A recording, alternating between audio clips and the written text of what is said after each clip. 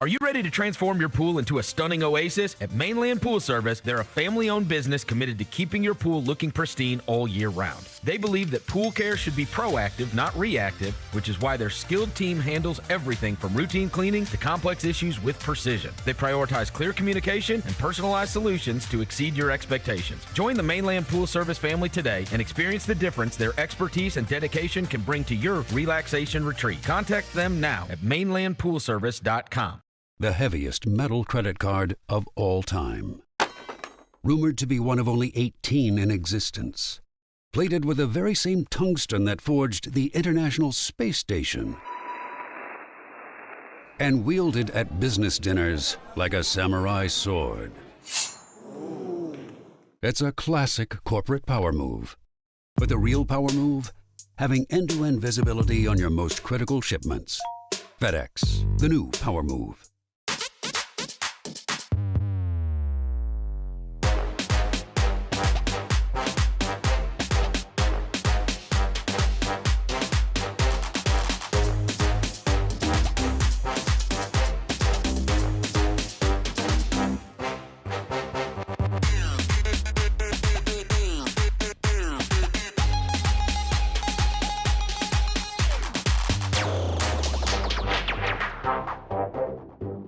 Kroger shoppers and Grizz fans. Want exclusive last-minute discounted ticket deals texted straight to you? Sign up with the new Kroger Buzzer Beater deal. Fans can sign up by texting Grizz to 636-479 or visit your local Kroger store in the Delta Division and scan the QR code. By signing up, you agree to receive recurring automated promotional and personalized marketing text messages from the Memphis Grizzlies. Consent is not a condition of any purchase. Message frequency varies. Message and data rates may apply. Each challenge is unique, so each game plan is customized to identify opportunity and the path to victory. It's true in basketball, it's true in banking. Grizzlies Checking from Pinnacle with personalized planning and advice. Play hard, bank easy. Open a Grizzlies checking account with at least $100 and a recurring direct deposit by May 30th, and you could receive a $200 direct deposit bonus into your account. Details at grizzliesbanking.com. Member FDIC.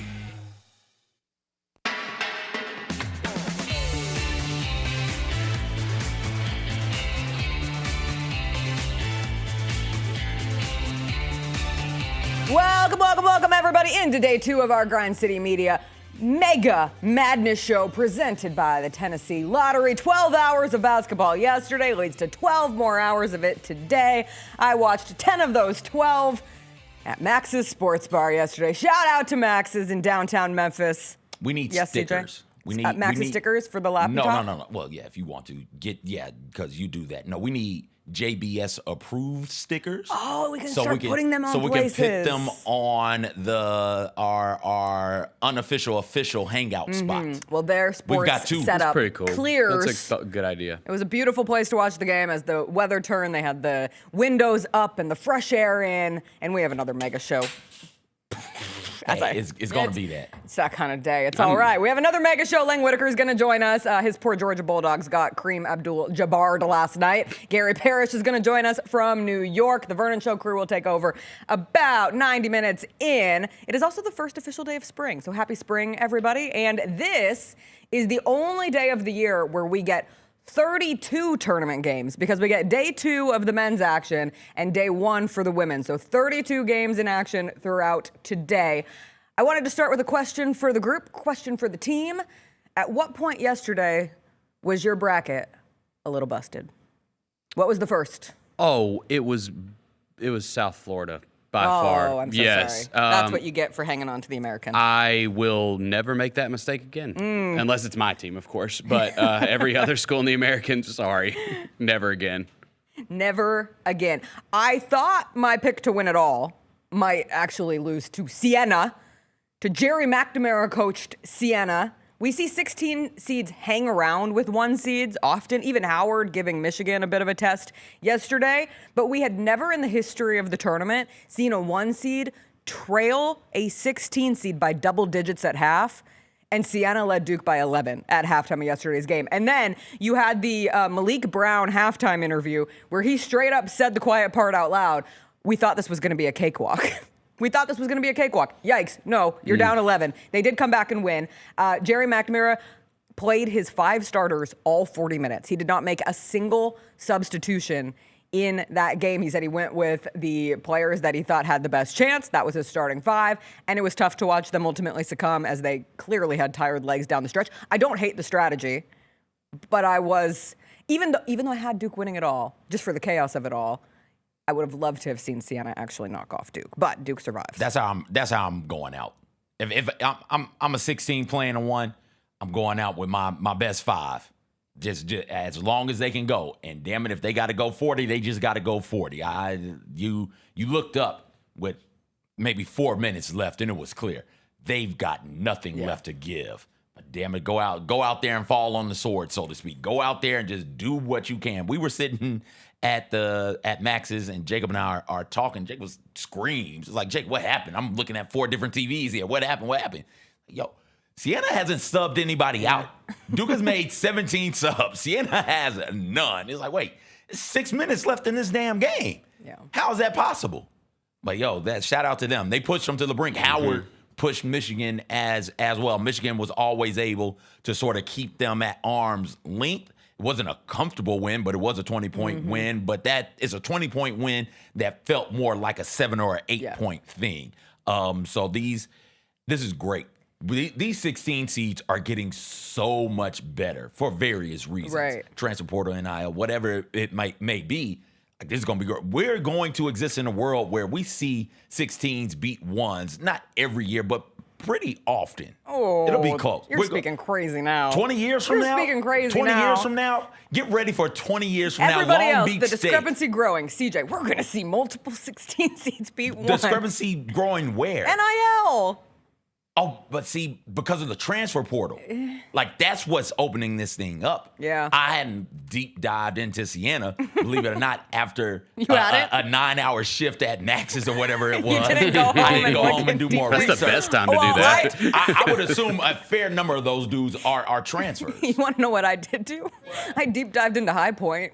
That's when my bracket first took a little hit yesterday. The first hit to my bracket was High Point beating Wisconsin. I did have TCU beating Ohio State, the first team eliminated yesterday, Same. so that was fine for the bracket. But then High Point beating Wisconsin 83-82 was the first upset of my day and for many people's day. Just a legendary game for Chase Johnston.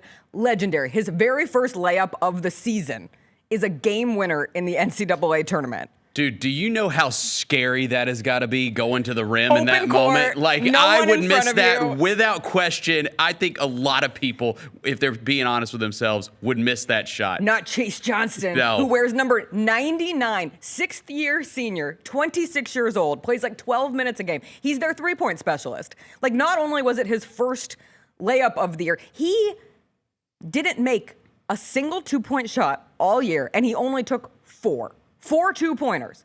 Now, he's like psycho from 3. One of the most maniacal highlights from day one is him pulling up from the logo with like 27 seconds left on the shot clock. 5 minutes left in the game, tight game, trying to complete an upset, and he just lets it fly from the logo. I watched that highlight 200 times yesterday. And then he had that catch and shoot corner 3 on the strike right on the sideline where that put High Point up late in that game. Or no, I'm sorry. I think they were down 4. That made it a 1-point game for High Point. And then he has the game-winning layup.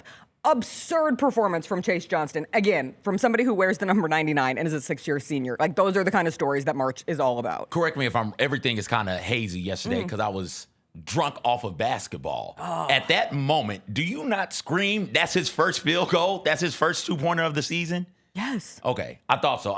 Bits and pieces of yesterday are coming in and out. It was funny because I randomly brought up Chase Johnston when we were doing I think we were doing conference tournament talk because I saw this guy who's 26 who doesn't take any 2s and only takes 3s. And I compared him. I said, maybe he will be the Jack Golke of March Madness. And sure enough, he has this big moment. Their coach's walk-off interview was also great, where he talked about how looks pretty obvious to me that high majors need to play mid-majors during the season. They said, we ain't played nobody. We played somebody now. Nobody would play us, just like nobody would play Ohio. Or I'm sorry, would play Miami. But they got to play us in this tournament. They got to see us. Word. You're coming to see me. You're getting trash talked by High Point. You can't duck me no more. That moment was incredible. And then the way the players during the off-court or on-court interview just mobbed him. That's a team that's going to be hard to root against, man. I hope how far do I got them going?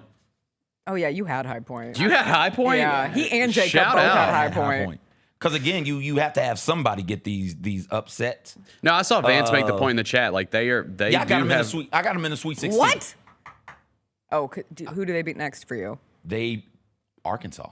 Oh, my God. Arkansas beat the brakes off of Hawaii. Another game that could have been like a 40-point game. It felt like how that game started. Hawaii finally scored, and we looked at the time on the clock, and it took them a long time. I did go into a deep dive because I always forget High Point is a wild institution. Yeah, they put real money into that thing. They flew students on a private jet to Portland to go to the game yesterday, and then that sent me down the rabbit hole of they had some accreditation issues, but they got that fixed. They have a airplane cabin simulator on campus so that students can practice having conversations with executives on planes.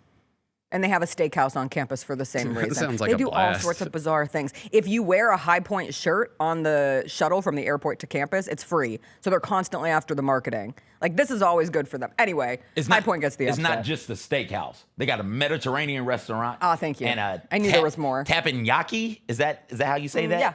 Teppanyaki grill to try and teach students, because they're saying, hey, it's cool if you get these book smarts, but once you get out into this world, you got to be able to interact with people. And it's like country club smarts.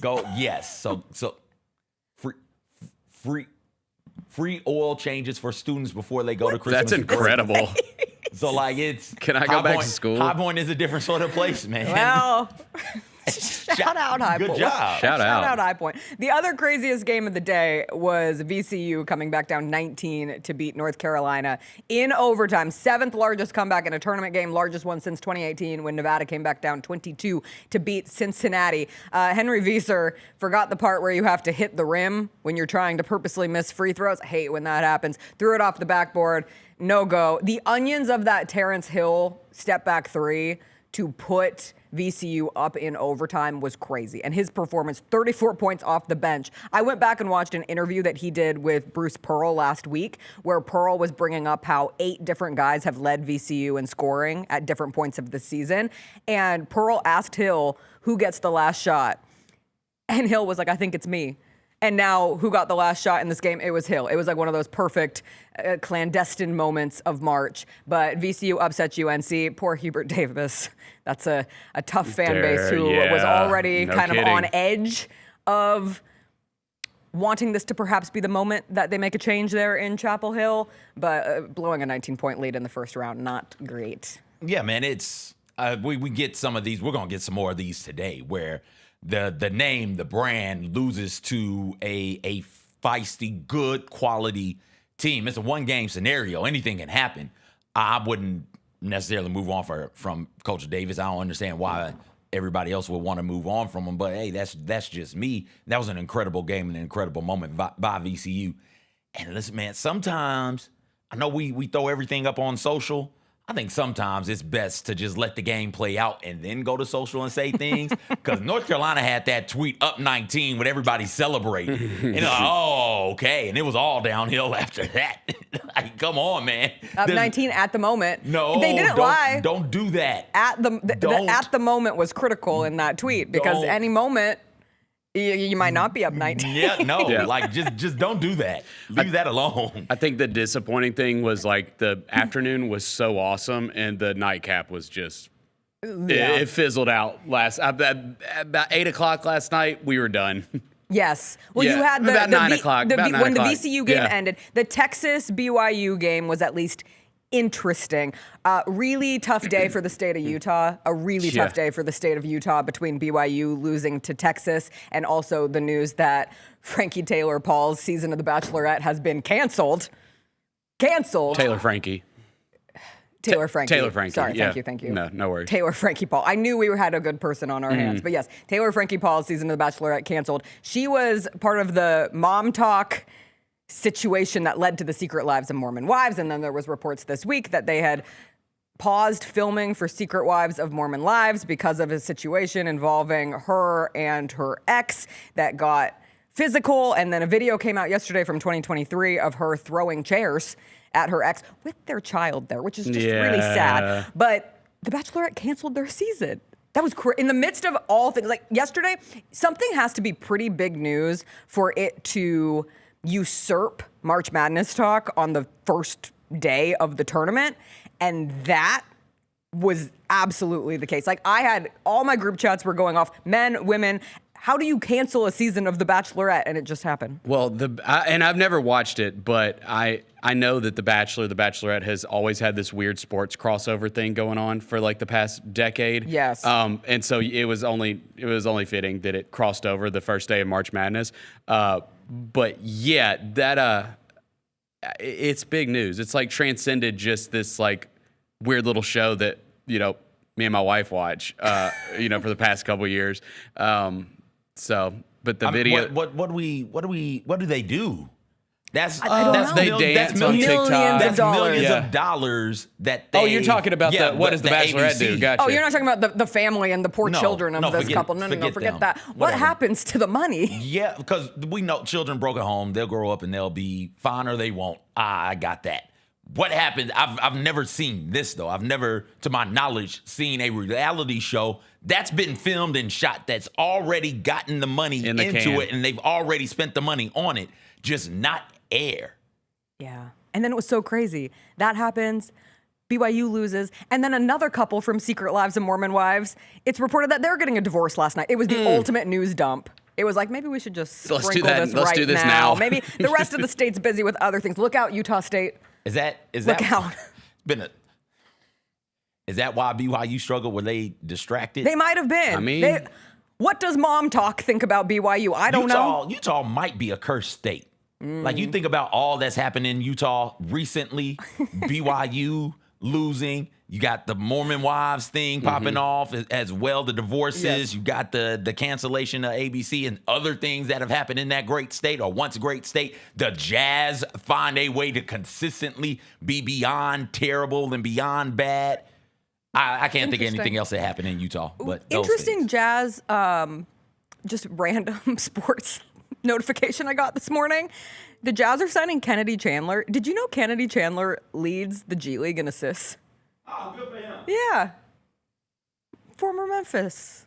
How about that? Yeah. Kennedy Chandler leading the G League now on a 10-day with the Utah Jazz. The only good thing happening in Utah these days. I was actually pretty bummed that BYU lost because I wanted more AJ Dybantsa in the tournament. He is phenomenal. I'm glad you brought that up because I wrote down like just the guys that played yesterday that are going to be lottery picks more than likely, and it's funny, like all of them won except for him, right? But he probably had the best performance out of all of them. 1,000%. Yeah. High Point Siena did a really good job on Cameron Boozer. Like he had 22 points, but he had to work for those 22. I think 13 of the 22 came at the free throw line. But Dybantsa, which is kind of exciting that he just walks into 22 and 13. Yes, the floor is very high for Cameron Boozer. The ceiling feels like it has no limit for AJ Dybantsa. He has the 35 points, which is tremendous, but there was a sequence there late in the game where they're trying to mount the comeback, and he had just a beautiful pass, and then his teammate misses the shot, and he comes down with a big offensive rebound, and I think I screamed out loud, I would do anything for AJ Dybantsa to wear a Memphis Grizzlies uniform, and that's why every team feels that way about Dybantsa. But, like, man, I really was bummed that they lost. No disrespect to Texas. I just didn't have the same interest in anyone on that Texas team in the way that I would have loved to see AJ Dybantsa. And like that BYU season fell apart with the Saunders injury, and that team just really struggled after that, which is a disappointment. But now the next thing we'll see. I know he flirted with the idea, as they all do, as every player has done for the last however many years. So you don't want to make too much out of it, of the idea that maybe he could return. He's not returning. We will see him at the NBA draft. Absolutely. Absolutely. And this was AJ Dybantsa is going to be great. He's going to have opportunity to have a long NBA career. He'll get drafted highly come June or whenever the NBA draft is. But as far as college goes, this was my concern with BYU in January was, okay, that guy's awesome. You guys couldn't find anybody else to give you like any type of help. any at all. And we joked. I was serious, but I said it in a joking way. Can't wait for the tournament time. Can't wait to get my bracket so I can go ahead without seeing the seeds and pick BYU the hell up out of here in the first round, no matter who they play. Did you? I changed it. Yes. I changed it because I thought that he could carry them to one win. And he almost did. He almost did. He almost did. He almost so I did. didn't feel like an idiot. No, I didn't. I didn't. I had them beating Texas and then losing in the second game. Can't remember who they played, or they're not going to play anybody. So, but hats off to him. He was awesome. You can't have one good player this time of the year and expect to make any sort of a run. Somebody somewhere has got to be able to step up at some point in time. And BYU, unfortunately, didn't have anybody. Yeah. Any other favorite games from yesterday before we get to Lang? Maybe not favorite game, but just as far as like the NBA draft prospects, like I think Keaton Wagler's stock is definitely going up at Illinois. Like he hit 4 threes yesterday. Did you hear the Penn student section? They were chanting at the end. They were down like a 40, bajillion. 50. And they said something like, "You'll work for us That's one day." all right. That's okay. You're going to work for us someday. Thank you. Is so prestigious and pompous and ridiculous. And arrogant. Have you not? Is that your first time hearing that type of a chant? My high school used to do it Yeah, I don't all think the I've time. heard that one. My high school. Wow, that's we so annoying would- for a high school. Yeah, that's all right. That's insane. okay. You're going to work for us someday, heard or that. that's all right. That's okay. You're going to pump our gas someday, right? Yeah. Montgomery Bell Academy, one of the richest damn private schools in the nation, and so we had more money than everybody else. So, Wow. Well, And most of them go to Yale. I think Keaton Wagler's going to make a lot of money, so I think he's going to be just fine. Yeah. Impressed by Nebraska. Nebraska, For sure. I That's my had them- squad. I had them getting the hell up out of here. They finally And got they the beat the elusive tournament win. Dog Dookie out of Troy. It wasn't even close. No, that game was over. We had, I think the High Point game was on at that point. Something else had just tipped off. By the time I gave I think the Duke Siena had just Troy-Nebraska tipped game off. Yeah. any attention, it was over. And that was a It really over. popular bet yesterday was Troy money line. Yeah. Like that was one of those that a lot of Bennett people were throwing money at. Yeah. Had it in the parlay. No. Yeah, had it in the parlay. Yeah. Jacob That's too or bad. somebody tore the parlay receipt up. So All right, we will take a quick break. When we come back, we'll talk about Georgia's loss because Lang Whitaker's going to join us on the other side. He is back from his vacation. We will catch up with Lang about all things March Madness and more after a quick break.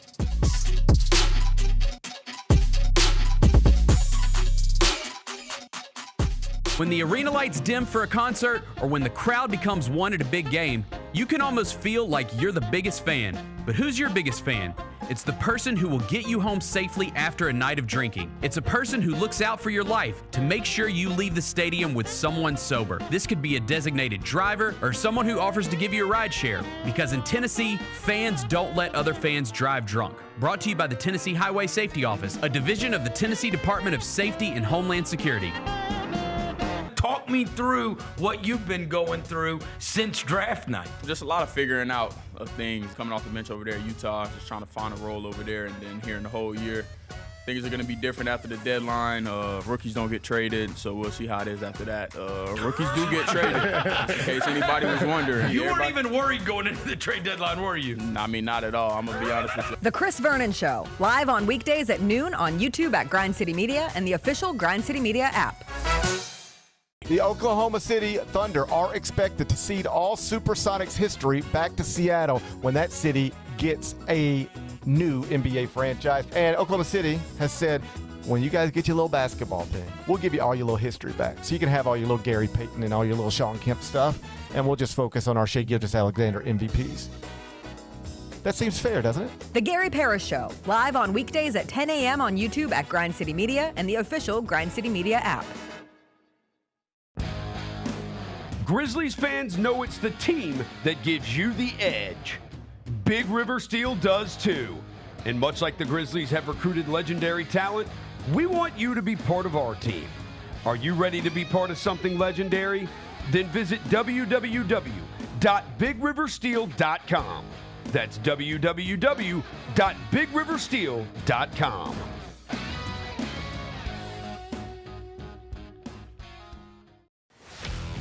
Let's face it, there's a lot of trash talk in basketball. But the great teams let their performance do the talking. Like Ford F-150 with Pro Power on board. A class-exclusive industry-first feature that turns your truck into a mobile generator and leaves the competition speechless. Ford F-150, official truck of the Grizzlies. Greatness starts here at your Mid-South Ford dealer. Class is full-size pickups under 8,500 pounds, GVWR.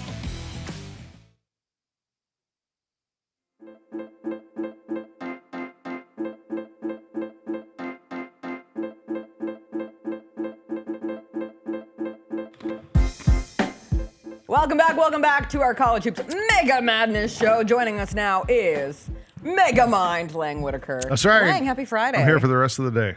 All day. All day. I'm just going to sit in this chair. Just right there.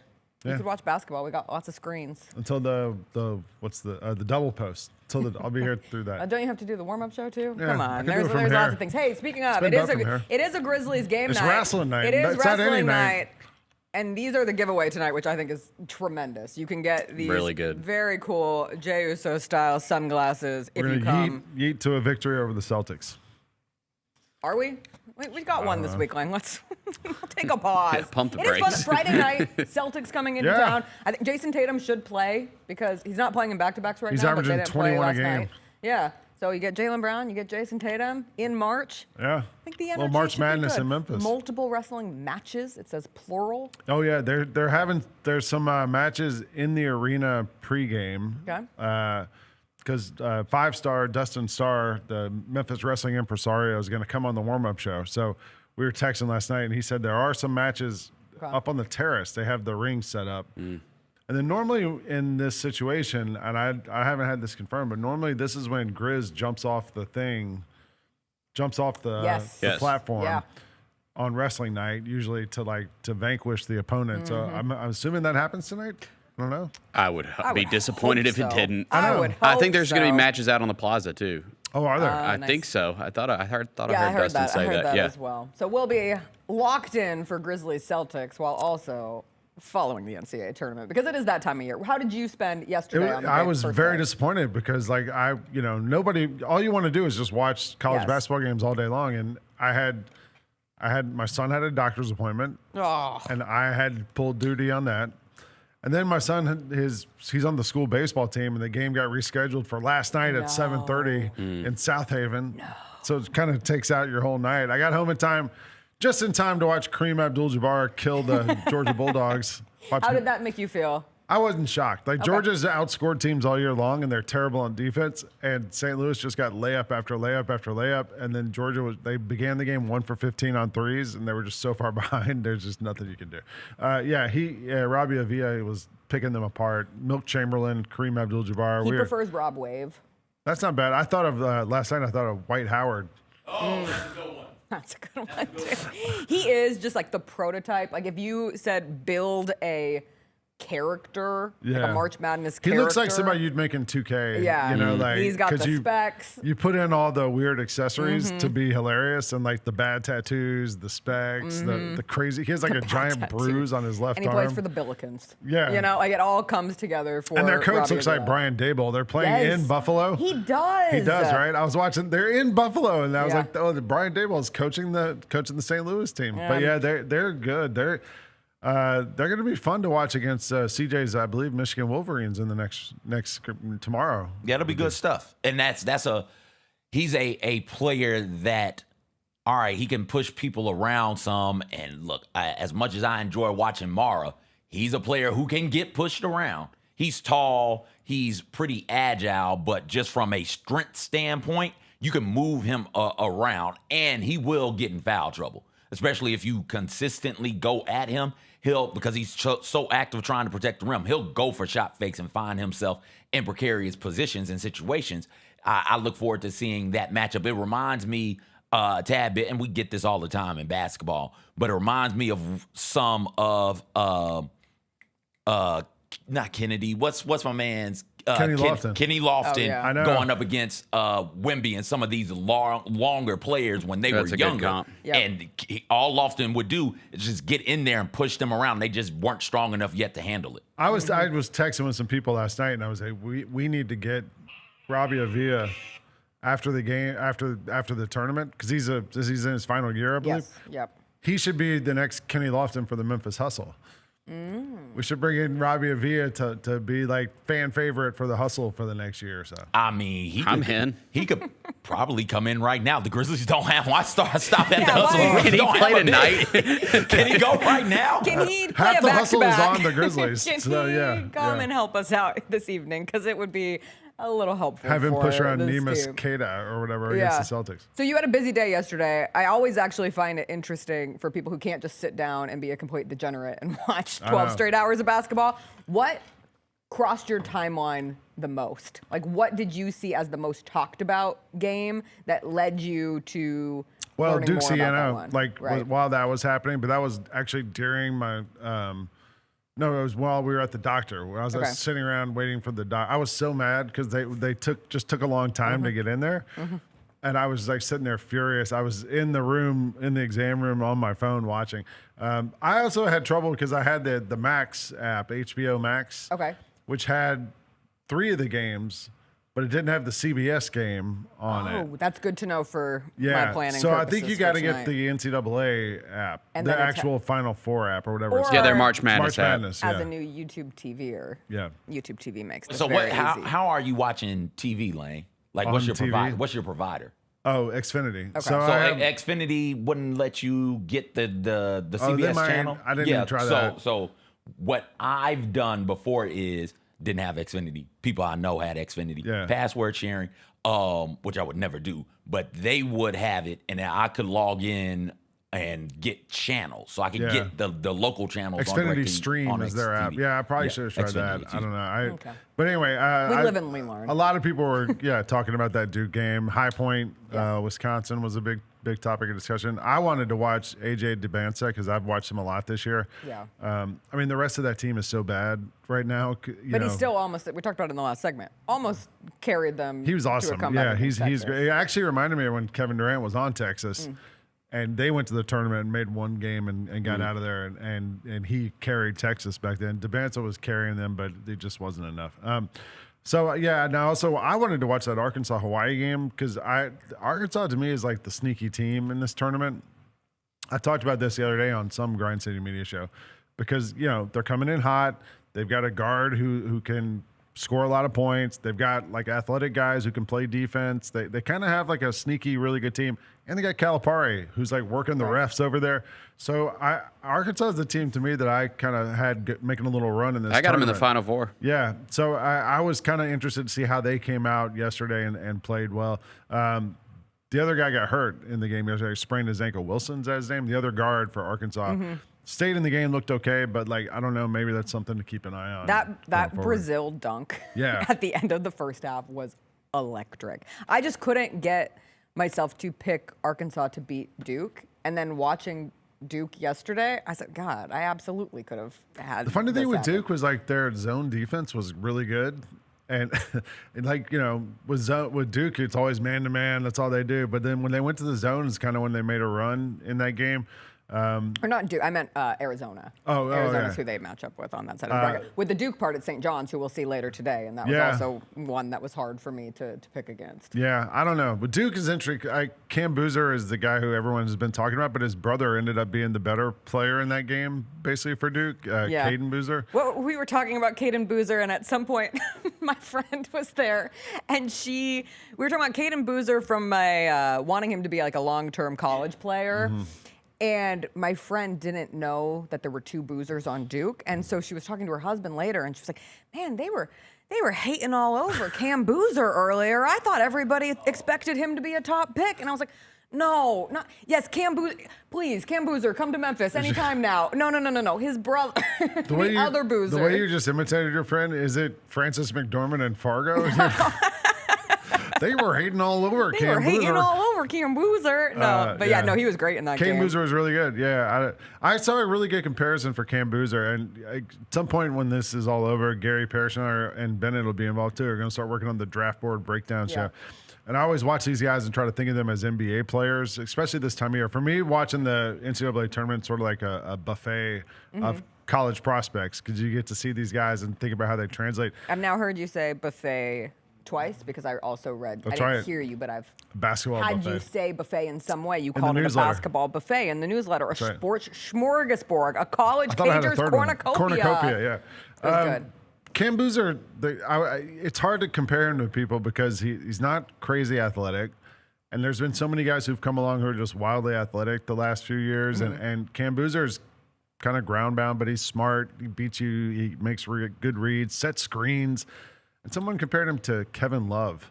And I thought, oh, that's really good. Yeah. Like, Kevin Love's a great player and had a long career. He's still playing in the NBA. But, you know, it was very impactful. Had that first run in Minnesota where he averaged a double-double like every night, and then kind of transformed with the Heat to be more of a complimentary. But I think that's the kind of career Cam Boozer will probably have in the NBA.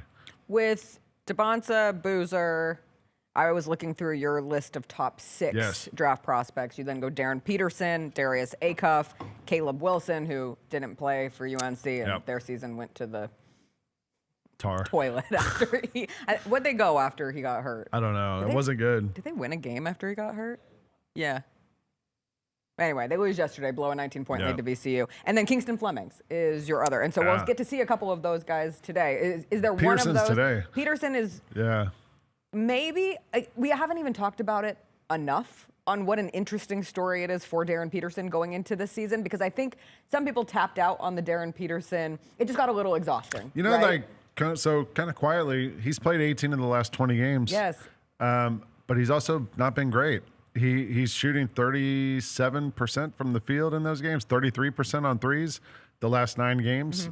So he's kind of, I think, struggled a little bit. I was reading up on him yesterday, and a lot of the scouts, from what I was reading, are kind of thinking like, all right, well, this season, he this last month and a half, he hasn't been great, but he was so good in high school. And they're still like, well, you know, he was so good in high school. Maybe like we'll just kind of believe that that's the Darryn Peterson, not this guy we've seen.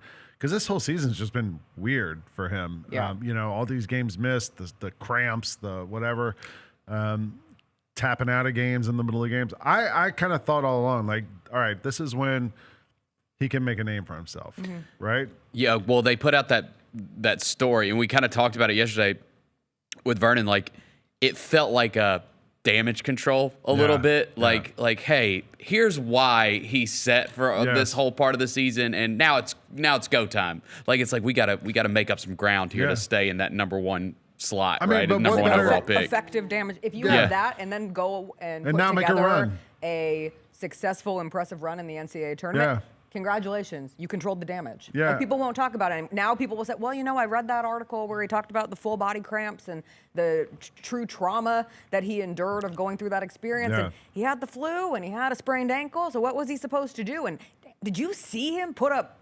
36 in that game in the NCAA tournament? Like, that can completely sway the public's perception. And also, I would think that it would make a GM feel more comfortable, because it did turn into a care factor thing, right? And you never want to be the guy where people are questioning, do you love the game? You don't want to question somebody's heart. Yeah. And that's kind of what it felt like. And I don't know. I know there's like lots of storylines. There was also storylines around him like that were about like the people around him and the team. Who's making this call? Yeah, like what's going on? Surely it's not Bill Self who's the one who's and Bill responsible Self for, a couple times, and even it press got conferences, to the point where he was so frustrated. Came out and kind of like lost his cool a little bit. But I you know, I've been saying this for a while now. Like, this is his time. Like, come out now. People won't remember the season if you make a run in the tournament and, you know, carry this Kansas team, which, sure, you're fine. You got a lot of talent. Maybe they'll be good. Maybe they won't. Yeah. But you got maybe the best player in the country. Oh, how about this? Maybe the most talented player in the country, Peterson, when he's healthy, has looked awesome at times. So maybe if he can give you, 5 games in a row of that, he goes down a hero. Yeah. Yep. It would be exciting to see, and that is one of the big storylines going forward. Is there a game today that you find yourself most excited to watch? I don't remember any of them off the top of my head. Kansas. Can I interest you in Tennessee, Miami? Yes, Yeah, That's the one for me. I'm into a pretty good story too, because I as a prospect, like, he's scored a lot of points. He gets to the free throw line, I think 8 a game, shoots a lot, but his jump shot's been kind of weird this season. Like, the mechanics on it, I think people are not quite 100% sold on that. And he's not that strong, and you wonder, like, at the next level, how does that translate to the next thing? But he came in as one of these top prospect guys, and I think now he's maybe like around the 10 range in the draft. So this is another chance for him to play against real top talent and show something. I'm excited about Miami, Missouri. The other Miami. Me too. Yeah, Yes, They are the other Miami. The other Miami for now. I had Miami fans yesterday remind me it's not Miami of Ohio anymore. It's just Miami. That's what they it's want to be not. referred to as Miami. Too bad. And as a baby of the MAC, I was literally born into the Okay, MAC. It is my duty Okay. to say Miami. So yes, the other Miami. Let me ask you a question. When I say USC, which school is that? The University of Southern California. Not of South course. Carolina? No, it's South No, Carolina. those It's South losers. Carolina. It's South South Carolina was It's South first. Carolina. No, It's South no. Carolina. Please. All What right. about UT? Please don't be What about crazy. UT? Okay. Texas. Texas before I moved here. All right. I will say that one, I agree. and honestly, I could care less. In reality, when someone calls South Carolina, when I first moved here, it really bothered me, and I'd say, "Can you at least say U of SC, please? Come on." I thought Be accurate in but I this thought situation. U of M is Miami. Stop. No, Not in these parts. Not Not in in any part any because part. it's Michigan. What the Not hell are you these- guys no, talking about? no. Yeah, the U of M Nah. had one of the fights I got into with my girlfriend who lived in Memphis at the time. She kept saying U of M when talking about things like, yo, that's Memphis, dog. I thought it was Minnesota. Shut up. Ole Miss. No, they're Ole Miss. Yeah, they they're get, just- they get to be Ole They Miss. get to keep the Ole, and we don't talk about it. And just let them be They're Ole fine. Miss. Let them be They're Mississippi. good. They're good. But no, Anyway, that Missouri, game, Miami. Missouri-Miami is in Missouri. It's in I'd be St. pissed Louis. if I was Miami, man. Yes, Is I a would 7 be seed? so mad. Yeah, man, that's gonna be a good one. It's a great slate. There's some cool little storylines that could pop off here because somebody's got to be upset. Like Alabama just had a dude arrested for having a ton of marijuana in his car, buying in bulk, I'm assuming, and that's their leading scorer. Callaway is, and he's as good as Filan has been all season. That has been the dude who's been scoring, not necessarily Filan. If he's not in, what's going to happen against a What's game the other officer guy squad? on Alabama? Amari Allen, I think that's his name, the forward, who like went in as like not even a top 50 player in the class, is now being talked about as a first round pick, and has been pretty good for them quietly throughout this year. Filan's the guy who gets all the headlines, Yeah. but Amari's averaging 11, 7, and 3. yeah, shooting like keep an 45%. eye on him when they play today. Did you see Speedy Claxton's comment on preparing for Alabama? No. He's the Hofstra coach. Hofstra, Yeah. Hofstra legend. And Hofstra legend. He said, I told our guys, think of William and Mary on steroids. I was like, Okay, all right. I understand where you're coming from with that, and that's probably pretty good. By the I way, like that can I ask Hofstra a upset question pick. like to you guys? Yeah. So Siena almost knocks off Duke. Yep. Play 5 guys the whole game. Yeah. There's one guy who actually played 0 minutes in the box score because I think he came in at the end. Yeah. But they played 5 guys 40 minutes. And then the Duke coach after the game comes out and says, Jerry McNamara, the Siena coach, Syracuse legend, Future Syracuse coach, probably. probably. Syracuse coach. He came out and was like, McNamara outcoached me. Like, you know, they did. Like, they clearly ran out of gas. They got outscored in the second half, 19 points or something like that. Like, did he really outcoach him? Like, what is there some malpractice here by Jerry McNamara? Like, if he had actually kept his guys even like 3 minutes each, so they were a little fresher down the stretch, does it make a difference? Or No, I No, thought it if makes a anything, maybe a difference. timeout at a different. You gotta use part, your timeouts yeah. a bit better. I'm fine with what he did because you know what's on the bench. You know you're saying give I mean, a you dude must 3 have some minutes here, crap on that 3 bench. minutes You there, know- 3 minutes you know there, and your 3 minute odds. lane. 3 minutes, like bow like that. You go from a 4-point game in 3 minutes, all of a sudden you're down 12, down 14, and Yeah. you're fighting an uphill battle from there. So to Jessica's point, you're right. Call more timeouts. Say to hell with it. If we burn all of our timeouts and it's 2 minutes left and it's a 1-possession game, we're going to be going back and forth. Fine, because my players know what they're supposed to do. We don't need to call a timeout to set things up. We don't need to call a timeout to run a play or to set the defense up with 30-something seconds left in the game. They know what they're doing. And I don't think it's that he thought the rest of his roster was crap. I think it's a matter of knowing your odds as a 16 seed and the talent gap, the likely talent gap between those two teams, and seeing I got to put my best 5 out there the whole time. That's the only opportunity we have. And then once you're up 11, you're basically just trying to hold on for dear life, right? Also, there must be a crazy drop off from the 5th guy to the 6th guy on that Well, roster. so I have their stats up here. And so their top 5 guys, they have one other guy who averages 20 minutes, Antonio Chandler, who has 7 points, 5 rebounds this season. And then they have a guy who averages 17 minutes, 18 minutes, 13 minutes, 10 minutes, 5, 7. So none of those guys could give you 2 minutes. No. No. Not in the most important game. Wait, hold on. Time out. You have the opportunity to just be the 3rd 16 seed to beat a 1 seed. Like, you're just throwing your best stuff out there. But it didn't work. You've played high school. You play high school basketball. You know what the drop off is on some of these teams. Why are you looking at me? No, I'm not looking because your team was really good. You're right? accurate. You played.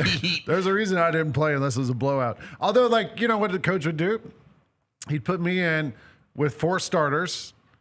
And all I had to do was get the ball across half court, throw it to one of those guys, and get out of the way.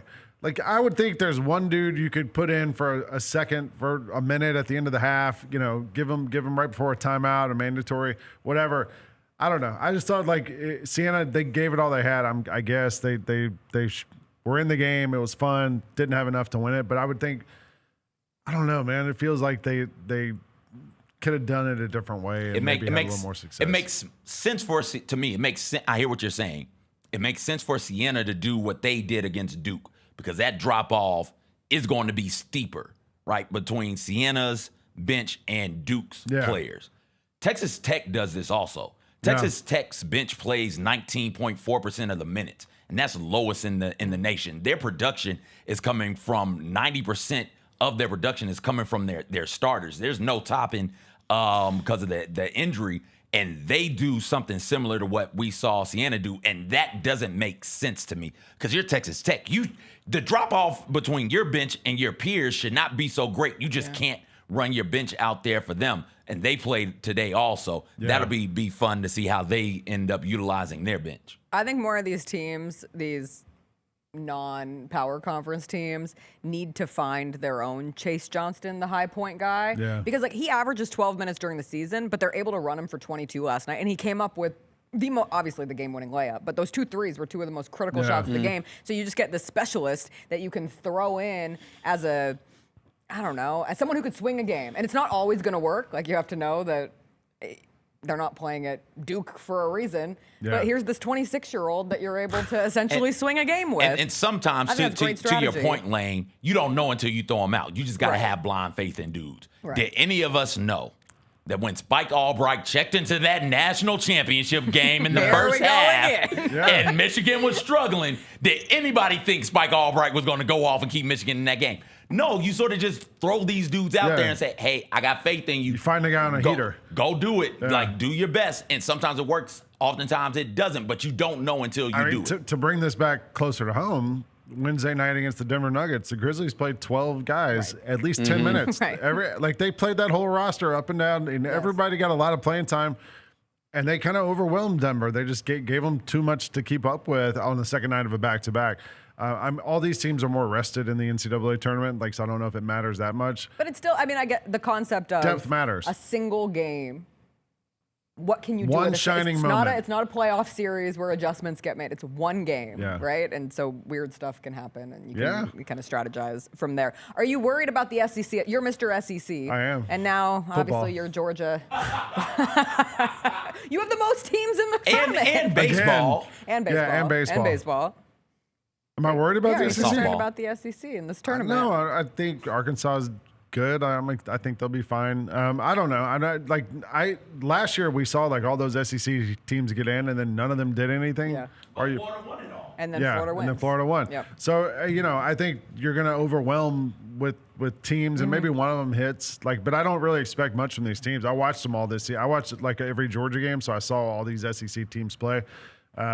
And I thought Arkansas going into that tournament kind of had found their identity and was playing the best, and they're the team I would probably circle in the NCAA tournament of all those SEC teams, because Kentucky wasn't very good. Vanderbilt's kind of interesting, but to me, the rest of those teams are kind of they are. So how does it'll be disappointing and it'll be surprising because of the seed lines, but when you go through and you look at the SEC teams in the field that are left, You got Vanderbilt that's still there. You've got Arkansas still Texas A&M's fun. Texas A&M, Tennessee. You've got Florida, obviously. Like, what's a fair expectation for the SEC as a conference with the teams remaining? Because it would be disappointing, I understand that, but I wouldn't be shocked if Miami of Ohio beat Tennessee. What if, yeah, I would too.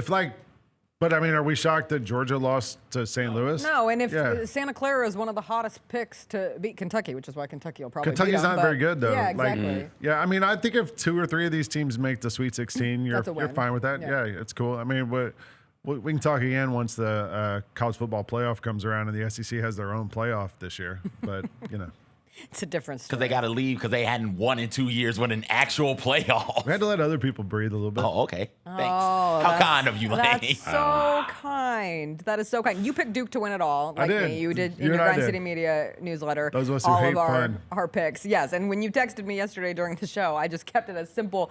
Afterwards, I have Duke because I hate fun, and I wanted so desperately. I don't feel good about it coming out of yesterday. Look, I don't like Duke. necessarily, but I don't either. I grew up in Atlanta and I rooted for Georgia Tech, and that's when Duke had, this string of hateable players from Danny Ferry to Bobby Hurley to Christian Leitner to Steve Wojciechowski. You can just go on and on and on. So I've never been a Duke guy, but I do think they're probably the best team in the country and have been really good all season long and have enough players that a guy like Caden Boozer can step up in a game for you if Cam Boozer's not getting it done. So I picked Duke. I'm not proud of it, and I'm not very happy about it, but I think Duke's still going to win it all. And I think that Siena game is probably a good thing to get that out of the way. You come out, you have a stinker, and you still get the win and move on. And now going forward, you hopefully have a little bit more awareness and play at a different level. And going back to the getting out coached comment, I can't imagine. We were talking about this at one of the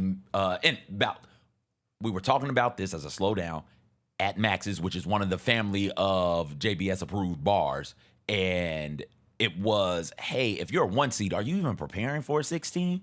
Or like if you're Duke, you're probably looking ahead to some of these games and assuming you're going to beat Siena, and that is probably some of where the out coaching comes in. You're thinking you're Duke. We're just going to go out there and play our brand of basketball, and then you get run into something that can hold you and stop you. I had no issue with that Malik Brown quote.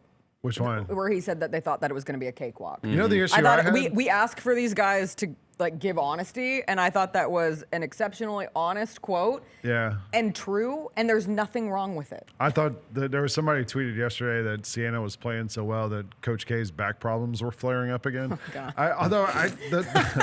The problem I had with the quote yesterday was Shire, who said, "I got outcoached." Like, why should you ever admit you got outcoached by somebody else? Yeah, I think it shows humility. Like, hey, you know what? No, it just shows you failed. Like, yeah, they won the game. I mean, it's one thing if.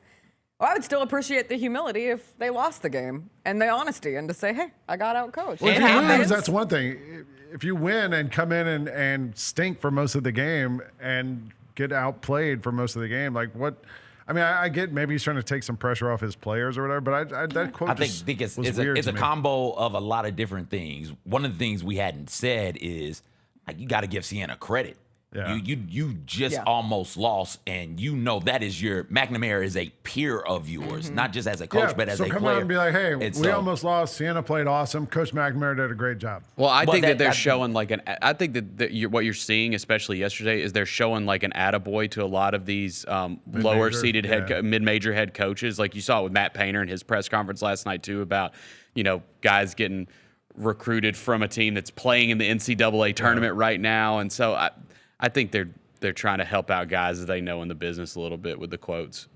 Yeah. I don't know. Another exciting day ahead. But it's funny, from both like picking Duke to win it all on the men's side, and then I picked UConn to win it all on the women's side. And it's just such a boring way to go about business, but sometimes you just have to pick with what you think is going to actually happen. We've learned our lesson from years of filling out brackets, and you do these brackets where you pick all like 3, 4, 5 seeds to make the Final Four, and then it's like 3 number 1s and a 2 who make it or whatever. Right. So like the smart thing to do is go with the winners. It's just boring to do that. Yeah, so. I'm excited. I mean, from the women's side, it really is UConn versus the world. field. Yeah. I mean, truly going on the attempt to complete a perfect season, 50-game win streak, best player in the tournament in Sarah Strong. strong. It is I feel like we're back in the peak of UConn time where you go into a women's tournament and just say, well, can anybody beat UConn? And we got to that point with South Carolina for the last few years. Can anyone take down South Carolina? And I'm excited for that as well. UCLA is really good on the women's Do you know how old Gino Auriemma is? 71?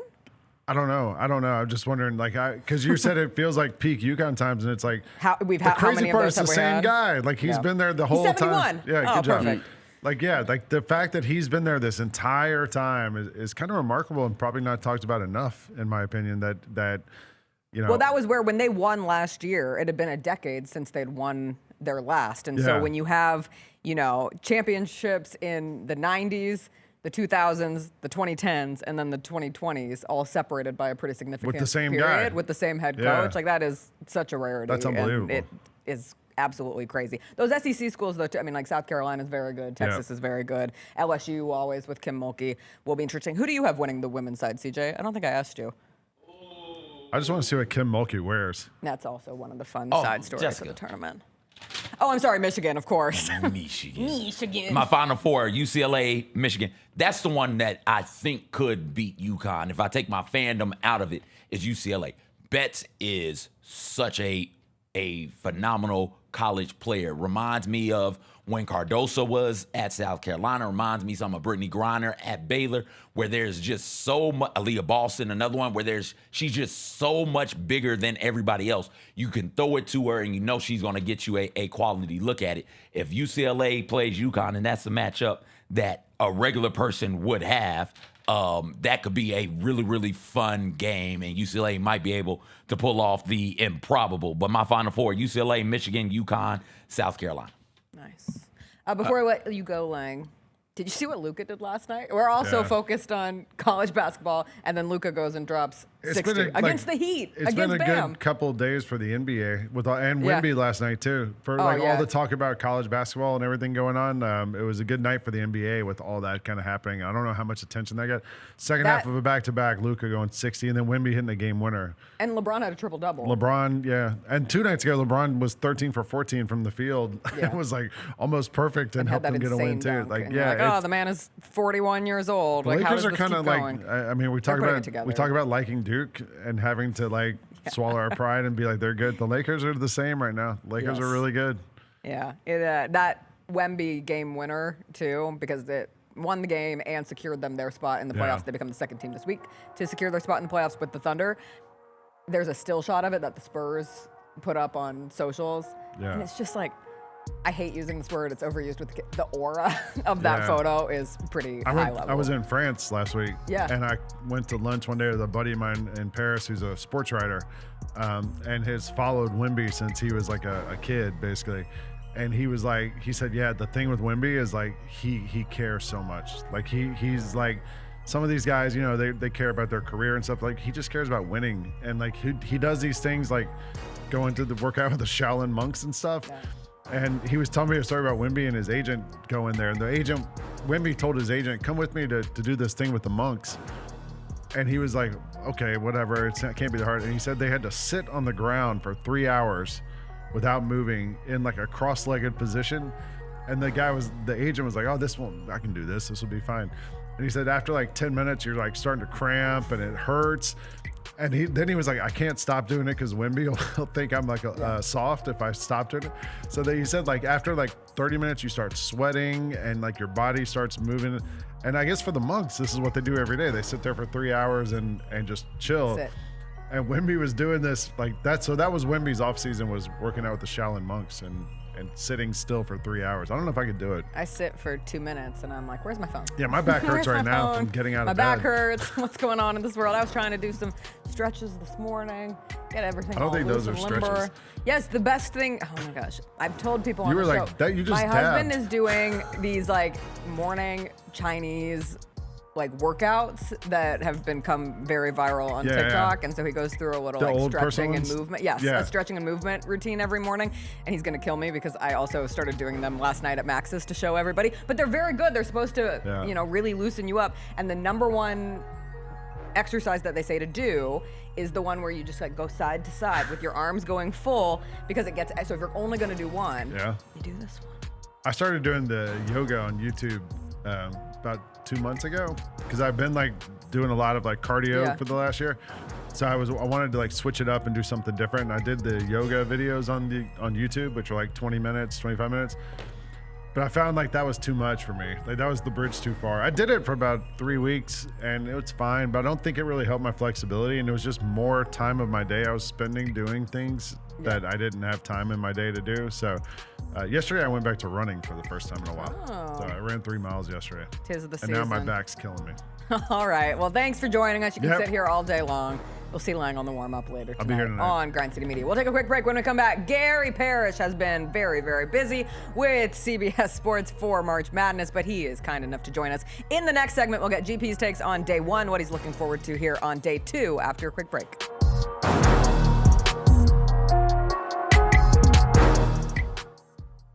Jeff Dunham, Artificial Intelligence, his all-new tour. You're the other white meat. How can you be so smart on one hand and so stupid on the other? Well, you're half of it. I realize I could have avoided all this years ago with one simple word. I do not. Silence! Don't miss a Memphis. Friday, April 10th, FedEx Forum. Tickets on sale Monday, September 29th at jeffdunham.com. Nate Bargatze. Look, I say a lot of dumb stuff. I try to keep it in front of large groups. Seems to go better that way. Big Dumb Eyes World Tour. When you say something dumb one-on-one, it's a lot for that person. I'll say it, then I can just feel that they feel the weight of my life on their shoulders. Tickets and info at natebargatze.com. Don't miss the Big Dumb Eyes World Tour. Nate Bargatze. The Grizzlies are proud to team up with Prime Global Group, a company on a mission to redefine real estate investment. By leveraging deep experience, strategic insight, and robust resources, Prime Global Group is shaping a smarter, socially responsible future. Whether you're an investor or simply curious, now's the time to explore innovative strategies that align with your values. Join the movement and discover how you can be a part of this exciting evolution. Visit primeglobalgroup.net to learn more and connect with the team today. That's primeglobalgroup.net. Thanks for showing up, Memphis. Nothing beats catching your Grizzlies IRL, and nobody knows that better than you. So next time you want to hit up a game, Ticketmaster's got your back with tickets to every upcoming matchup. Whether you're catching the Grizzlies at home or on the road, you'll find tickets at Ticketmaster, the official ticket marketplace of the Memphis Grizzlies and the NBA. Keep putting that jersey collection to use and get Grizzlies tickets today. There's no better brag than saying you saw it live. See you courtside again soon, Memphis. Grizz Nation gets set for tip-off 1 hour before every Grizzlies home game with the warm-up show. Get the latest news, notes, and analysis live from courtside at FedEx Forum. The Grizzlies have been consistent as one of the top 2 or 3 most productive benches all season long. Join me, Lang Whitaker, along with Michael Wallace, Jessica Benson, and other personalities from Grind City Media, Memphis, and around the NBA. 1 hour before every home game, live at Grind City Media on X, YouTube, and the official Grind City Media mobile app. They're saying people got there at...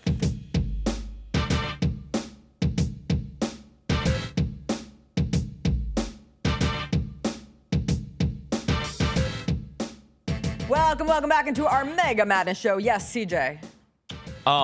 So I have, you go to restaurants and you put your phone number in, and they send you little rewards and things like that. Yes. I just got in a text message. I got Cluck Bucks from Sunrise. Oh. And the way you do, you go in, you put your number in, and every time you go in and put your number in, they give you like reward points that you use on a different day. But how can I have that, Jessica, if I'm here doing a show with you and Bennett? My wife has snuck off to Sunrise without me, didn't ask me what I wanted or anything. That sounded like a contentious phone call over there. It's real contentious. She's going to use your Cluck Bucks. She used my Cluck Bucks. That's tough. I'm very sorry for your loss. It's awful. Those are That's excellent. okay. I'm going to go over to Sunrise. I haven't been there in a minute. I'm going to use her Kroger points. An eye for an eye where I come from. An eye for an eye. A family at war over rewards. We are waiting for Gary Parrish. He's getting all set up with our Zoom right now. I did see a funny moment from Houston yesterday. Oh, Gary's on. Never mind. We can get right to him because he is a busy man, and I don't want to unnecessarily waste his time. Gary, how many hours of sleep are we running on this morning? I think 3. Okay. Three or 4. Somewhere I think between you 3 can do anything and 4. with 3 hours of sleep. I actually have subscribed to that. I have to. My life requires it. About 3 or 4. Here's the truth. You're not even wasting my time. Once I get done with this, my day opens up pretty good. Oh, good. But like getting on camera at this hour, I mean, it took something. You know, I had to hustle. It's 10 a.m. I know, but do you realize last March my hotel, this hotel, literally did a wellness check on me. Yes, I remember that. They called me to make sure I was alive because they couldn't tell. And so we're not there yet, but I can see it coming. How are you? You guys doing okay? I'm good. I literally was I was going to do a wellness check on you too. I know Bennett sent you a text this morning because when I turned on the Eye on College Basketball podcast to listen to your takes about the first day of games before we were going to catch up today, I heard Matt Norlander pop up and he said, GP's not with us because he has 45 more minutes in studio and we're going to be at like 2:30 in the morning. And I said, oh, okay. So Gary's going to be on a few hours of sleep, but that's okay. That 'tis the season for you. You would... I don't know what you would think if you ran a billion-dollar network. I don't know what I would think. I don't run a $1 billion. I just work for one. But there was a point where I was like, I host a podcast that needs to go live immediately after all the games are over, but I also have television responsibilities. I wonder if those things will ever be... I wonder if anybody other than me thinks about those things. And it doesn't look like it because... No. I'm not even on the podcast this week very often because I don't get out of studio till 2:30 in the morning. But you know what? We'll talk about that. That's the off season. It's the most magical time of year. So we had a great first day. How would you rate the first day? I just, out of habit, said we had a great first day. I'm just always thrilled that we have 12 games that we can watch from 11 a.m. to 11:30 p.m. That Gonzaga game went way too late for what it was yesterday. We could have called that one early. Yeah, we could have. For everybody getting a little bit more sleep, we could have called it early. How would you rate the first day of March Madness?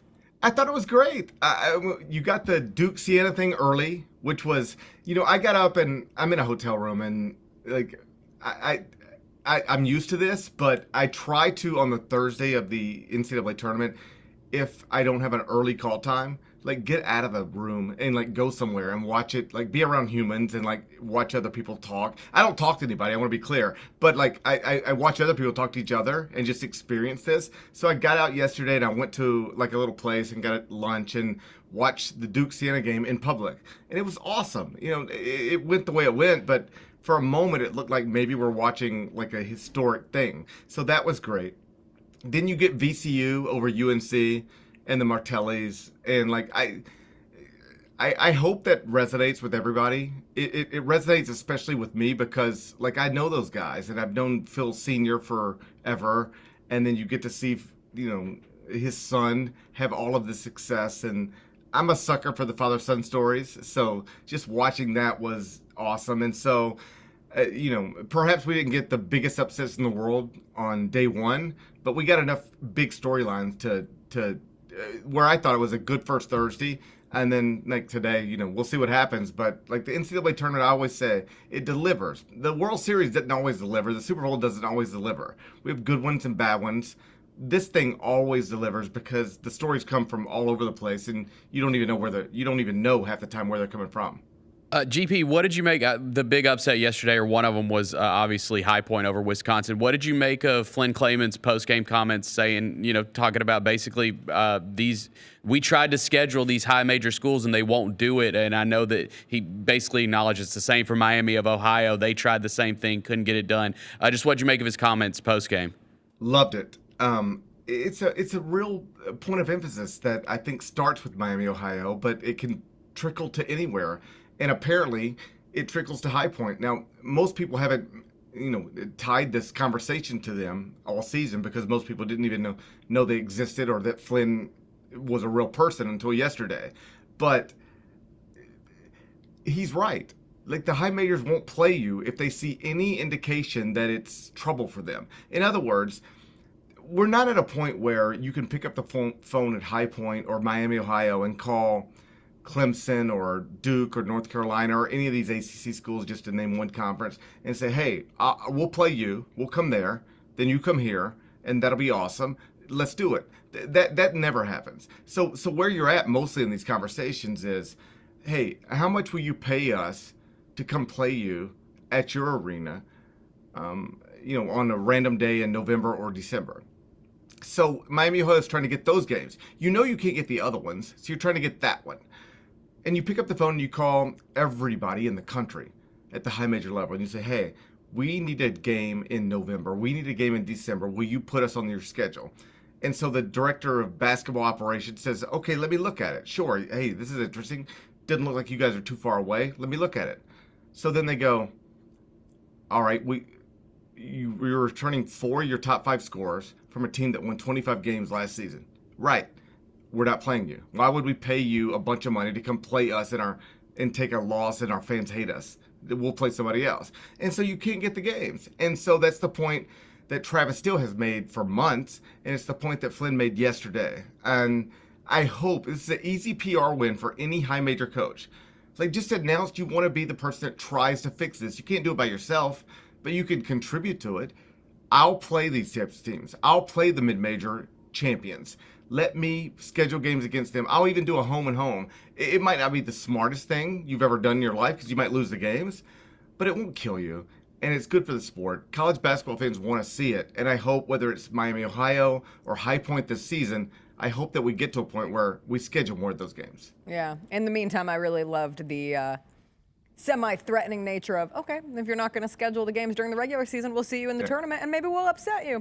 Maybe we'll have someone like a Chase Johnston, who I do think is our first. Obviously, Robbie Avila is somebody who now for years has been gaining notoriety and popularity, and anytime you're able to have the nickname Kareem Abdul-Jabbar, like, you're going somewhere. But then Chase Johnston yesterday, having his first 2-point shot of the season be a game-winning layup in the NCAA tournament. Like, when you talk about the tournament always delivering, it's moments like that, because nobody would have guessed that would have been one of the biggest stories to come out of day one, and yet here we are talking about a 26-year-old who comes in and takes logo threes with 27 seconds left in the shot clock, and also made his first 2-point bucket of the night to win the game. It's the best. It's the type of thing you only get in this sport. Like Jack Golke is a name that I still know. I'll know that name forever. Yes. And I only knew it for a day, but I'll know it forever because of that day.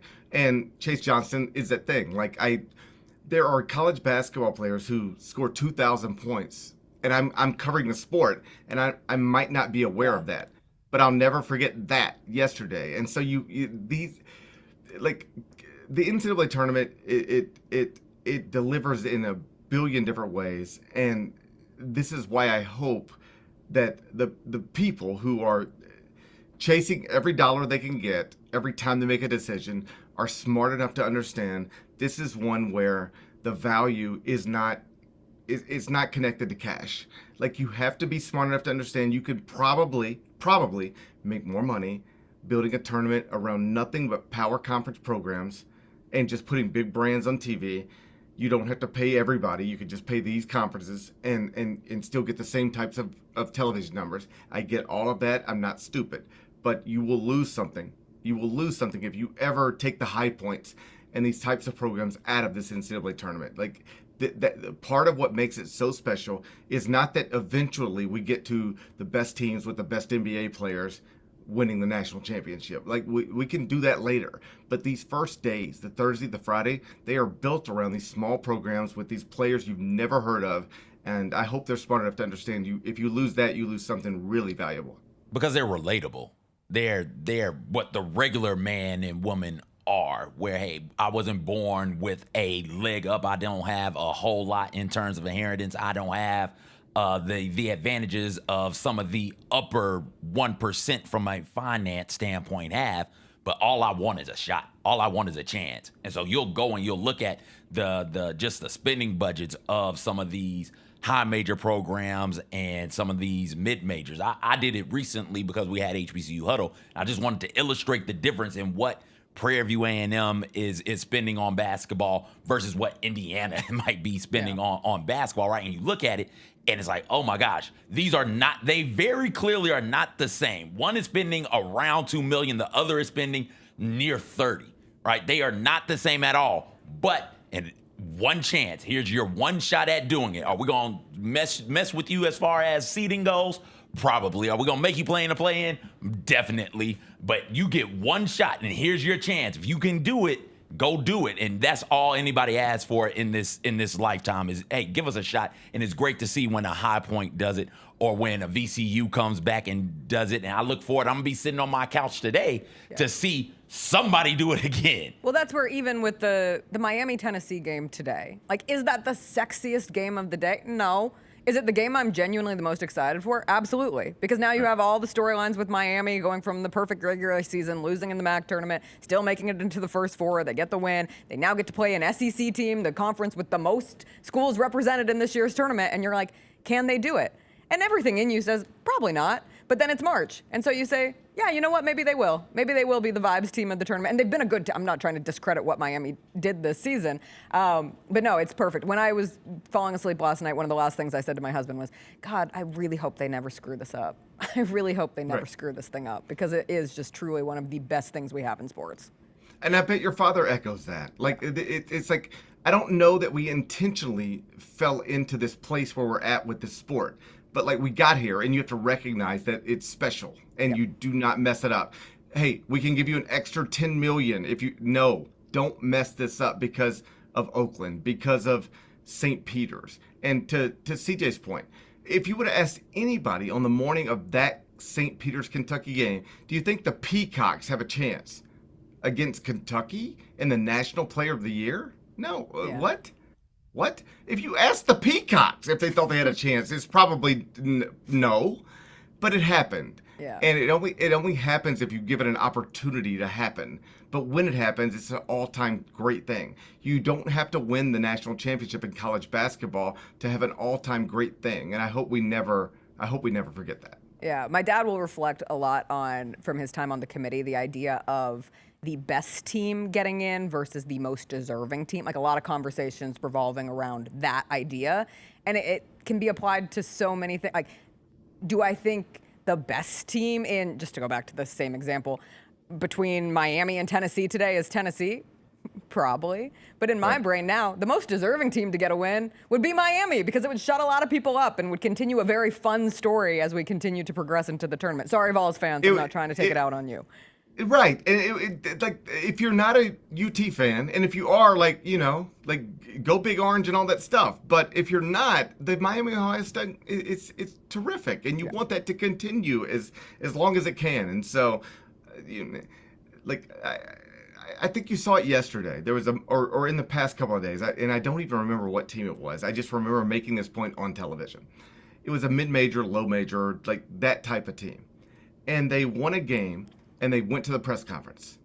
And on CBS Sports Network, our shows right now, we don't have any games. Like, we're not coming on at halftime. Mm-hmm. We're just doing shows, and we're really just a device to carry the post-game press conferences or the day before the game press conferences. That's all we're doing for the next 2 weeks.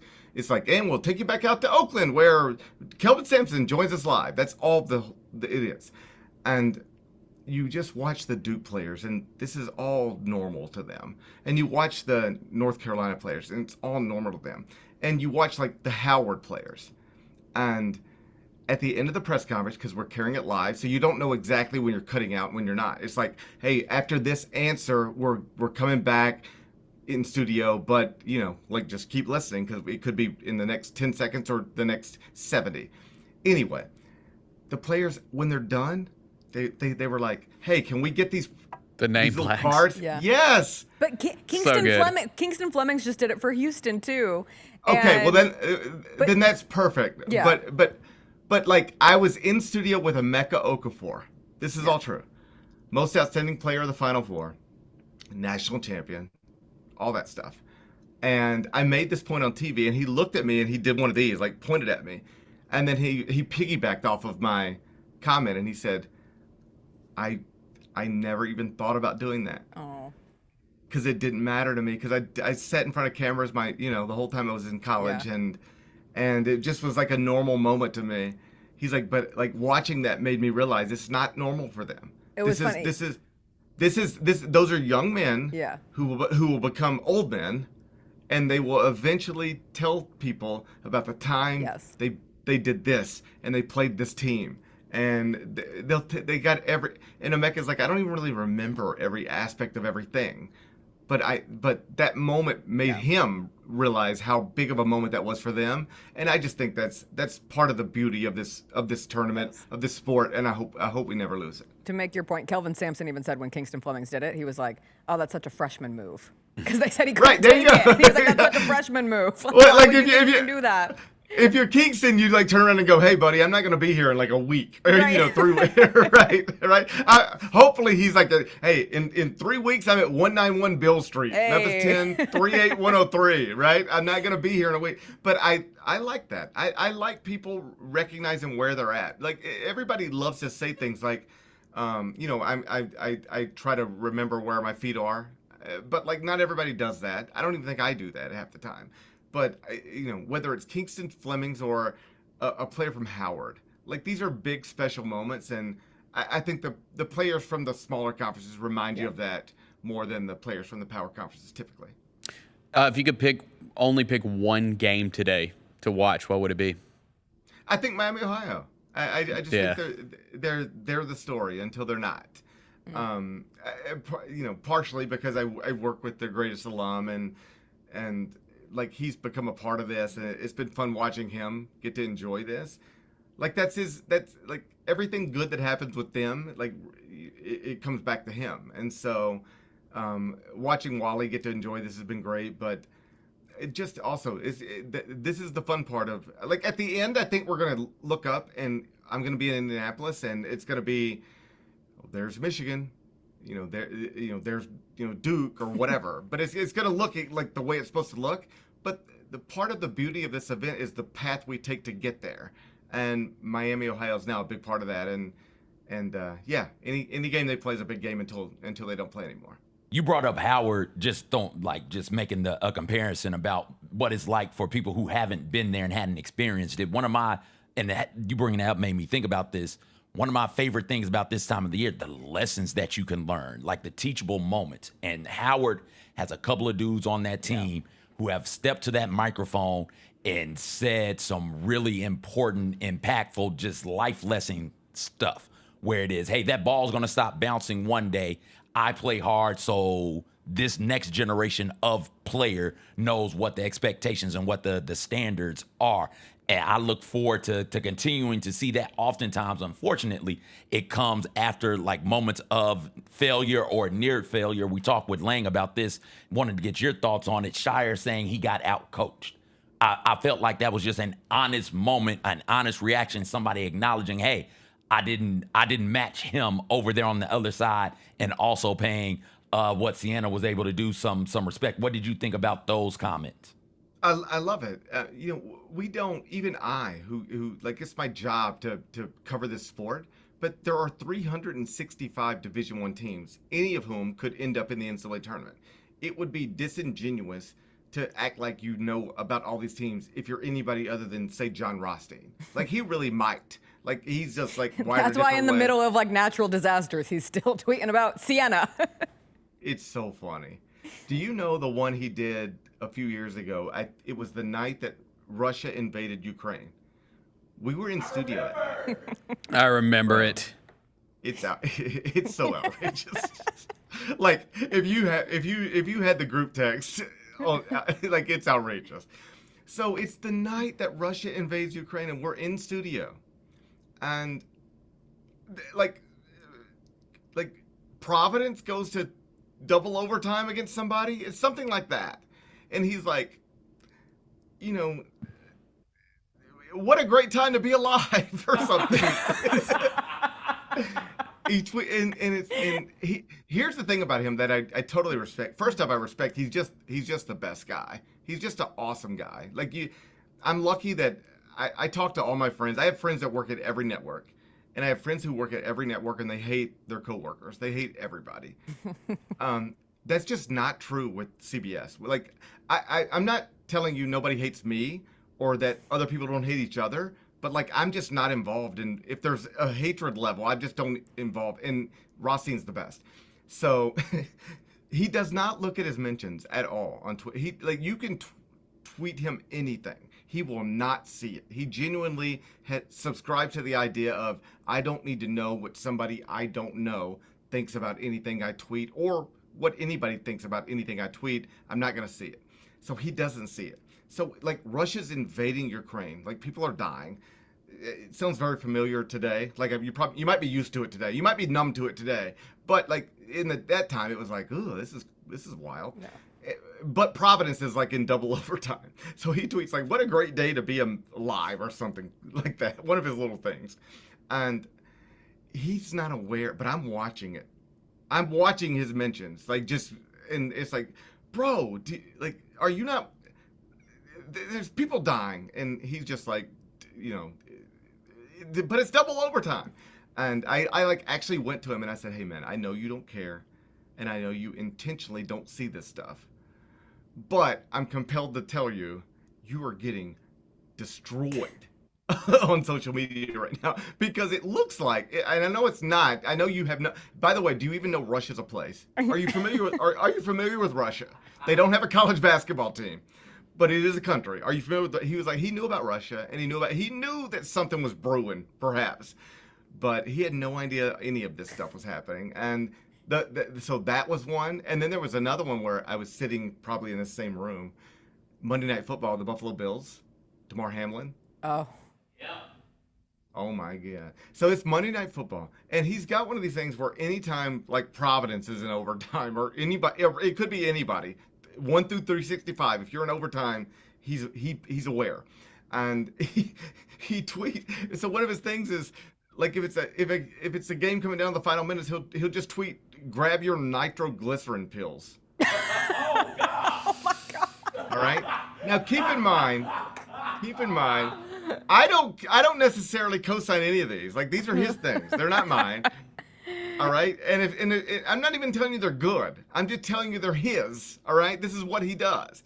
So the rest of us, like every normal person who works in sports in the world, is watching Monday Night Football, and Damar Hamlin might be dying on the field. Well, like that was a crazy thing to watch on live TV. So much so like the Monday Night Football crew didn't know what to do with it. Yeah. It was awkward and uncomfortable, and like make you question like, why do we love this sport again? But we got past that pretty quick. Anyway, here's the point. John's watching a basketball game that nobody cares about, and he tweets, grab your nitroglycerin pills. He's lying on the field.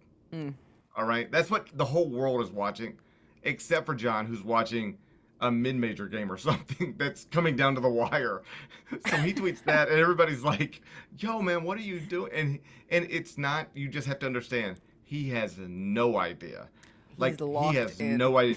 If something, whatever the worst thing that could happen in the world today, if that happened today, he'll eventually hear about it, but it will come after somebody commits to a mid-major. He'll know that way first, and then he'll get to the other stuff. I just Googled it. All of us know. Yeah. Rothstein, weird tweets at inappropriate times. Yes. Trump is being found guilty on 34 different charges, felonies. In the midst of that, that's all anybody's talking about. In the midst of that. Source, Stanford will host Merrimack on December 17th. As part of his 2024-2025 non-conference schedule. Don't worry, we could be going to nuclear war. And I do think wins Merrimack playing, because that's where you'll find John Rothstein. Oh, it's so good. And he might play it up a little, like with that kind of stuff. Like, but he is a sicko. Because it's impossible not, like, you're doing that on some level intentionally. All right? So, like, I'm not going to let him get away with that. I love him, but I'm not going to let him. But, like, that really is who he is. That's like, so he is. funny. There's a video that they took, CBS Sports, and I haven't seen it, so I don't even know if it's published yet, or if it ever will. But they were like, they just grabbed me in studio, and it's sometimes frustrating because, like, by the time I get to the studio, like, everybody else has just been like sleeping and going to the gym and like doing normal things before they get to the studio. By the time I get to the studio, I've probably done 3 shows before I even get to the studio most days.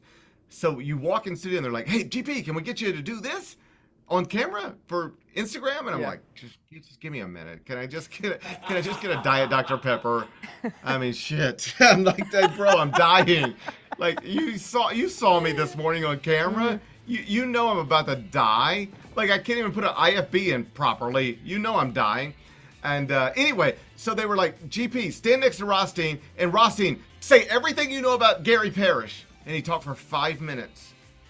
He named all my kids. He knew where we went on vacation. Wow. He's got that kind of mind that like he's almost interesting. photographic. All right. Oh. Anyway, hey. Hey, you happy go get March a Diet Madness. Dr. Pepper. Go Are you get kidding me? yourself one. Let me tell you what I'm about to do. I'm moving this, and I'm going straight to bed right behind me. Night. Night. I'll see you guys later. See you later. That is Gary Bye. Parrish. Thanks, GP, for joining us. You can catch him constantly on various CBS platforms throughout March Madness. And your show will be back Monday, right? It will be. Yeah. God willing. We're back to normal on Monday. God willing. Hey, on our way out, RIP Chuck Norris. Gone. Damn.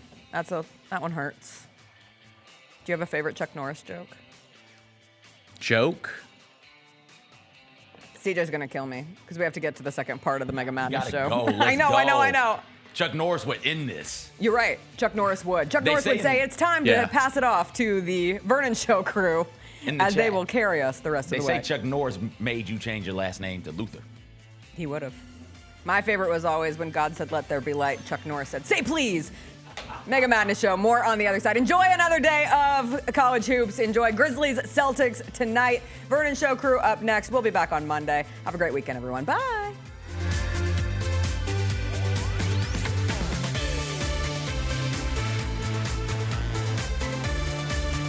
The Oklahoma City Thunder are expected to cede all Supersonics history back to Seattle when that city gets a new NBA franchise. And Oklahoma City has said, when you guys get your little basketball team, we'll give you all your little history back. So you can have all your little Gary Payton and all your little Sean Kemp stuff, and we'll just focus on our Shea Gilgeous-Alexander MVPs. That seems fair, doesn't it? The Gary Parrish Show, live on weekdays at 10 a.m. on YouTube at Grind City Media and the official Grind City Media app.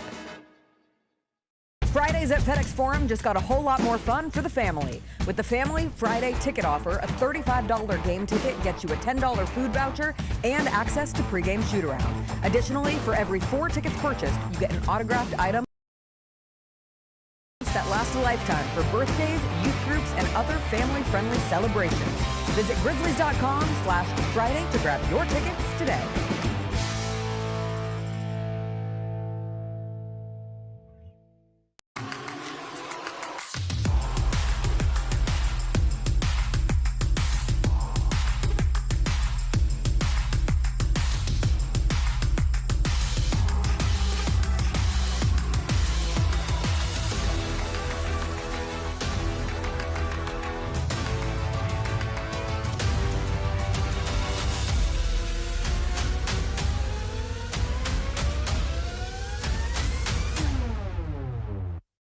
The long goodbye begins. A very special evening with Journey. Final Frontier Tour.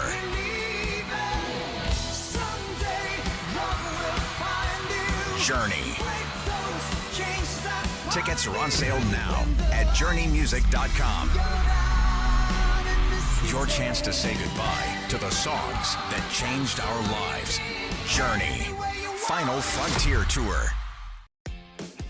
New Amsterdam Vodka is an official partner of the Memphis Grizzlies. It's the only exceptionally smooth vodka that is 5 times distilled, 3 times filtered, and rated 93 points. New Amsterdam believes wins big and small become legendary when you celebrate them with your crew. So here's to the blue, white, and gold, the Memphis grit and grind, and reliving winning moments big and small with Tennessee's favorite basketball team. New Amsterdam Vodka. Find your wins.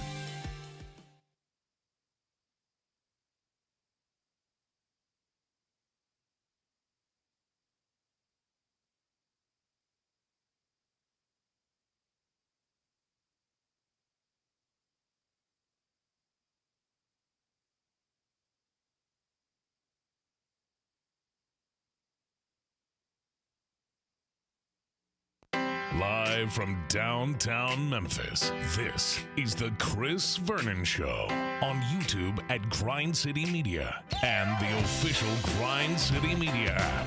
Now, here's your host, Chris Vernon.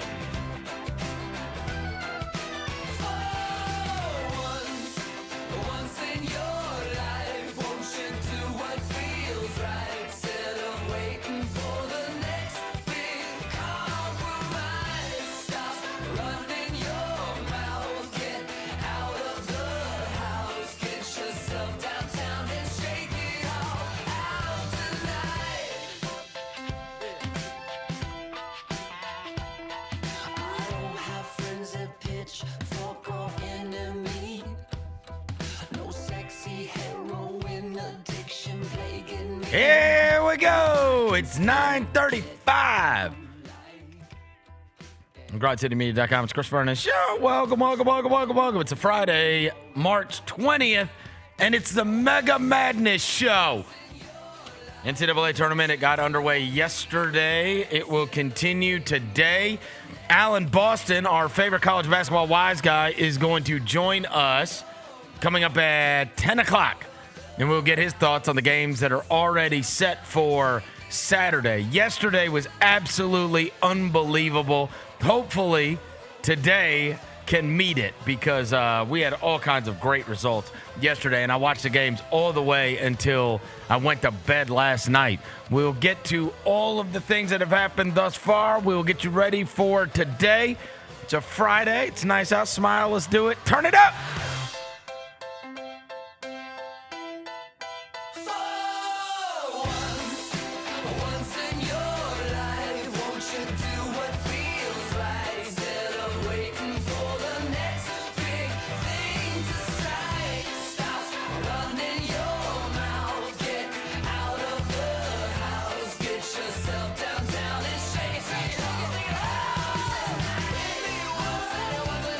Yeah. Hope everybody's having a good day. All right, it's a Mega Madness show. We got a bunch to get to before the games are going to be going on later this morning. I guess they're going to, it's probably going to be like an hour and a half from now. But the gang is all here. First, I'll welcome John Roser to the show. John Roser, a.k.a. the Cologne Ranger, the Body Spray Bandit, indoor set. Johnny Backpull, Johnny Bearcat. John Asparagus, Johnny Net Carb, John Lance. He's Dr. Thunder. He's John the Polluter. He's John Sweeney. Hello, John. What up? Shout out Hustle. Back-to-back wins now. Hey. First time that's happened since December. So let's go. Devin Walker's here. He's the microphone mangler. Senor Quasadilla, Mr. Math, Navajo Joe. The reporter, the photographer, he's Sir His. Walker 93. Y'all know this is one of my favorite days of the year. It's wrestling night. Oh, it is wrestling night. They got the ring set up outside, Verno. Grizzlies are going to be playing against the Boston Celtics tonight at FedEx Forum. It is wrestling night, and so there will be a big to-do with that this evening. So we will look forward to wrestling night as the Grizzlies are going to be playing against the Celtics. And because of where... Never in a billion years did I think that the one time that the Celtics would be in town to play against the Grizzlies that we were going to be seeing Jason Tatum, but here we are. He has already returned, and we are going to get to see Jason Tatum play in person tonight. So anyways, yesterday, I will say, I came away rather unscathed. Had some losses on the tournament bracket, but no devastating ones. I had one. There was the moment where you're watching it play out yesterday and you're like, oh no,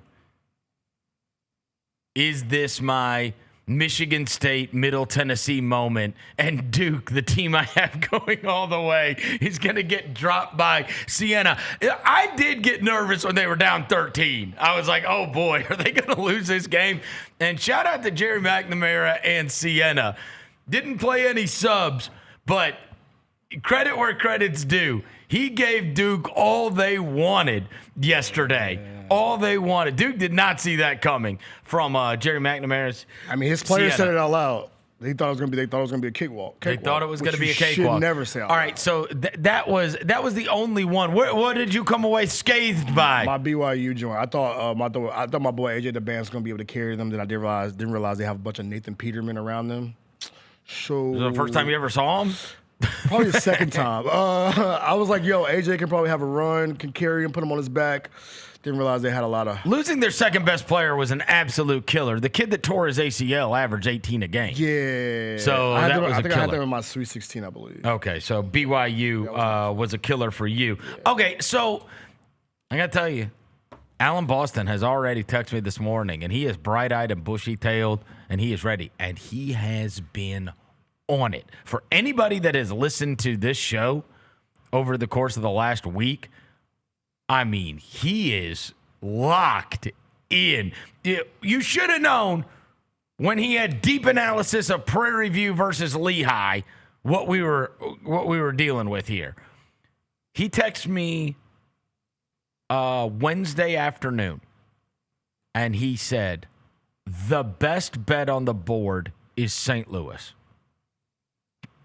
And I'm watching that play out last night, and they're up by 30-something. I'm like, all right, okay, Alan, all right. So we'll see what he has for not only today, but tomorrow. All right, best stories of the first day of the NCAA tournament. Here's some of them that we are going to run through. So first, Nebraska winning their first NCAA tournament game ever. You know, I told you that a couple of years ago when they played in Memphis, we saw that Tominaga, the Japanese Steph Curry, was playing for them. Their whole fan base was here.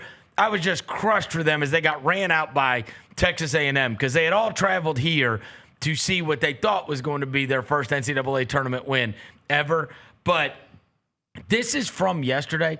Bro, the announcer for Nebraska, he has been calling Nebraska games for 40 years.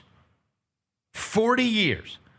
And this was the Nebraska announcer yesterday as they won their first ever tournament game yesterday. 3 seconds, 2 seconds, 1 second left to go, and there's the horn.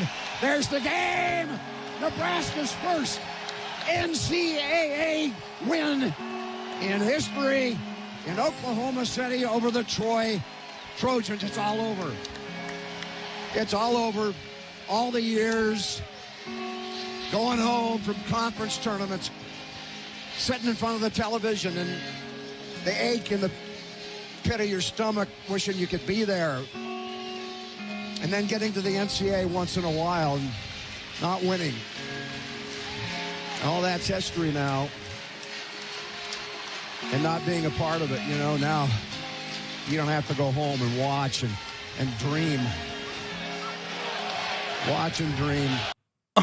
Unbelievable. That's so dope. I mean, these are like the kind of things that happen during the NCAA tournament that you just, it's the only way it's replicated. Yeah, right? It means so much more. It means so much more. And then obviously, look, the Chase Johnston thing yesterday with High Point and him, you know, there was a story going in that he was going to be like, is this the new Jack Golke? Is this the guy? And when he pulled the one from the logo with time, with all that time on the clock and then makes his first 2-point field goal of the year when it matters most was just unbelievable. The High Point win over Wisconsin was incredible yesterday. Yeah. And I don't know if you saw the kid after the game. I mean, obviously a big-time devout Christian and, you know, was doing the, you know, I want to thank the Lord and Savior or whatever, and then told the story of, you know, you see his number, and his number's rare. He wears 99. Boss man giant. It's for the parable of the lost sheep that Jesus told the disciples. Oh my gosh. Yes. He's deep in it. There were 99 righteous sheep, and he left to go find the one. And that's why he wear. And I was like, wow. Hey. Shout out to the archetype, man. I love if it. this guy isn't going to be speaking at Bellevue Baptist in a couple years, you are out of your mind. Here's how he's going to play in the background. He is going to, oh my goodness. Yeah. They're going to have the High Point deal to me. Yeah. I mean, he's going to have a life. Now, I mean, because everybody now knows that kid's name. So that one was unbelievable. Did you see that Wisconsin losing to High Point, by the way? There's the most losses as a 5 seed versus a 12 seed in a tournament since 1985. They have 5 losses as a 5 seed. Unbelievable. That's the most in NCAA history. I mean, they might have had the worst game-winning play I've ever seen in my life. That was disgusting.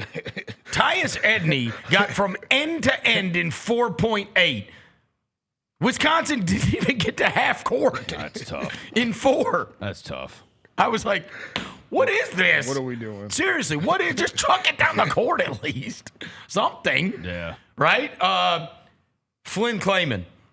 Everybody learned his name too, because that's the High Point coach. Oh, my boy cut a WWE promo. Yeah, he oh did. my He cut goodness! one. First, after the game, this is as he's walking off the court being interviewed. Your first NCAA tournament game, Coach Clayman. It looks pretty obvious to me that high majors need to play mid-majors during the season because they said we ain't played nobody. We played somebody now. How'd you do it? Feels unreal because I know how good of a team we had, but nobody would play us, just like they wouldn't play Miami, Ohio. But they got to play us in this tournament. Coach, you were down by 10 early on. What changed? We just settled in. We settled in. We got a hell of a team. We settled in. Oh, hey, that's a guy who was ready to pop off. He could not wait to take down a big-time team so that he could, because you don't get to say that. No. You don't get to say it unless. Yeah. Right? And then the second you do, it's like, now, you know what? Nobody would play us throughout the season. Yeah. We got our chance. We did it. Now I get to stand my ground. And then he continued when he got to his podium press conference. Tough to even put into words what just happened. Couldn't be more proud of this team.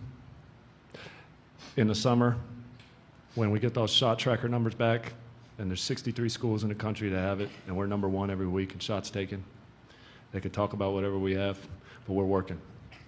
We're selfless. And it's pretty obvious to me that something needs to be done about this non-conference scheduling. High Point and Miami, Ohio are 2-0 in quad one games. We couldn't get games. They couldn't get games. Akron couldn't get games. UNCW couldn't get games. Belmont couldn't get games. We won 22 of our last 23 games, and we didn't move up one spot in the metrics. Not one. We won 22 of our 23. We've won 25 games by double digits. That team right there is a fantastic team that beat 5 top 10 teams. If we can get games like this on neutral courts and some home games, I think we'd know who's really the best teams. I'm proud of these dudes, and we're not just here to win one game. We're here to get to the Sweet 16. I mean, talk about making the most of the moment. Absolutely making the most of the moment. It's crazy. That's because this is his first year his second year as a real head coach, and he was at Southern Utah. He interim. Then it's his first year as like a full-time head coach, and 31-4 your first year. You get to pop your on a big stage. Unbelievable. Here are the other ones that were great from yesterday. Phil Martelli Jr. Oh, I love this guy for this. Phil Martelli Jr. shouted out the student reporters that were there covering the game. Oh, this is High Point. High Point. Go ahead and play that. Yeah, That's a fire, High too. Point student radio kids, which is an amazing moment, too. Go ahead and play that. I like the High Point student radio kids. Anderson, driving, step back. In circles now, Johnston catch and shoot. That's what they needed. Timeout. Timeout. Portland. Do you believe it? Here comes Johnston. The layup. That's so cool, man. Takes it inbounds. 9 seconds. Boyd wants it inside. Drive. 6 seconds. Block. That Boyd. They launch down court. Peterson gets it. Throw on the glass slipper. It's a Cinderella story in Portland, Oregon. For the first time in program history. High Point breaks through. We will see you in the round of 32. That's great. That's great. He's amazing. That is great. That's he's really so good. Hey, as somebody who used to work in student radio back So at good. U92, man, that's a moment you never gonna Yeah. forget, boy. Amazing. And he was fired. That's a he great was- call. That's No, a he really, was that's great. it. That's a great call. Hey, ready for the moment. Yeah, and they got good seats too. Yeah. They got prime seats. Oh, for a you student do. radio If station. you're doing the student broadcast for the NCAA tournament, you do. Okay, all right. Because Yeah. I sat one year I sat next to the South Dakota State, and every once in a while, the kid could not decide whether he was going to call them the Jacks or the Rabbits. Because they're the Jackrabbits. Yeah. He'd be like, there's another 3 by the Jacks. And I'm like, are they the Jacks or the Rabbits? He never called them the Jackrabbits. It was either the Jacks or the Rabbits. And I was like, which is it? You got to decide. Pick a You know what I mean? Yeah, they put the NCAA tournament puts all the radio broadcasts Yeah. like, front and center. Yeah, they put all of them up there. Yeah. All right, Phil Martelli Jr., this is him going out of his way in his press conference to talk about the VCU student reporters that were there. Last question right here. Ben Rikosh, WVCW Sports. Coach, walk us through the last. Hold on, I am going to shout you guys out. Watch, I know there's a lot of professional media here. Our student media, the best in the country. They are unreal. Unreal. 3 of these guys drove in a snowstorm. I'm not sure why they did it, but to Davidson, to cover Davidson, they came out to St. Louis. They've been everywhere along the way. They did miss a game for one of them did miss, 2 of them missed a game for Valentine's Day, but we won't talk about that. Yeah. I understand young love is young love, but this crew right here, like I told them in Pittsburgh and I tell them again, cannot thank you guys enough. You are what this is about, right there. And watch, I said it in Pittsburgh. The rest of these are getting paid. Not enough. They don't get paid enough, but they are getting paid to be here. They're not paid to be here, and they show up every single day, every single game, and I can't thank you guys. Sorry, go ahead. No, I appreciate that. Those words truly mean a lot. How awesome is that? Man, I mean, we've really been in that cool. spot. We've been in that spot too. Yeah, we've been in them trenches, boy. That's unbelievable for the coach to go out of his way on a big-time press conference like that and shout you out. His press conference was great. And that guy is electric. Yeah. He is great to listen to, much like his dad was. Yes. Yeah. Good. Hubert Davis, not as electric. Yeah, pack him up. I mean, it's time. This was. We should have known. Okay, the game was vomit-inducing. Another Allen Boston great call. I would never bet on a Hubert Davis team. As I'm watching them blow this gargantuan lead, I'm like, Allen was right again. Yeah. This is crazy. Do something. Yes. Do something. Score, bro. And then he has to answer questions about how it happened last night, and it gets even worse. Hubert Davis. Did you sense that your team got a little bit tired there? I did not. I didn't. Hubert, why did you go to just a 6-man rotation in the second half? Because that was my decision. Coach, what do you think went wrong? What do you mean? Hubert, the free throws again, as you mentioned, a little bit of an issue tonight. Why do you think that was such an issue for your team throughout the season? That's a great question. I mean, we work on them, and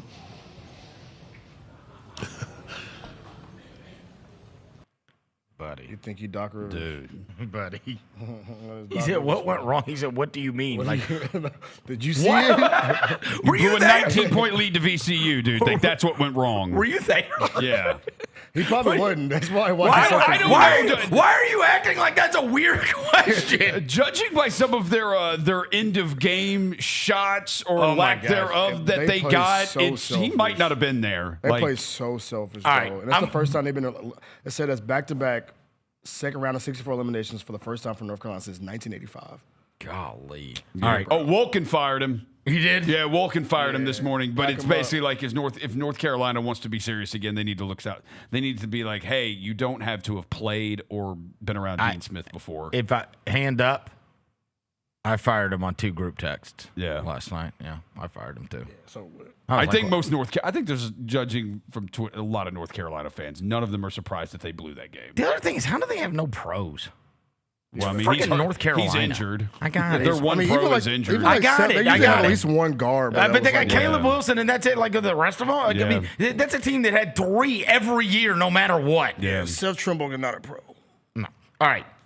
Let me go through the rest of it. So the Duke Siena thing was mega impressive by Siena. Okay, I'm not gonna ding Duke too much because I think they didn't know what they were in for. Yeah. And that Siena team was infinitely well prepared, and they only played the 5 guys the entire time. And I heard somebody criticizing him for only playing 5 guys, and I was like, it's the only reason they were even in it. Yeah. Bro, they about to pass it out there, bro. The fact that Siena was in a game and up 13 against Duke Like, that is all the validation you need for the way you played that thing out, right? To take the job at Syracuse. Yeah. The next TCU, Ohio State. TCU, I really liked TCU in that first half. And then in the second half, they could not score against Ohio State. Just couldn't score.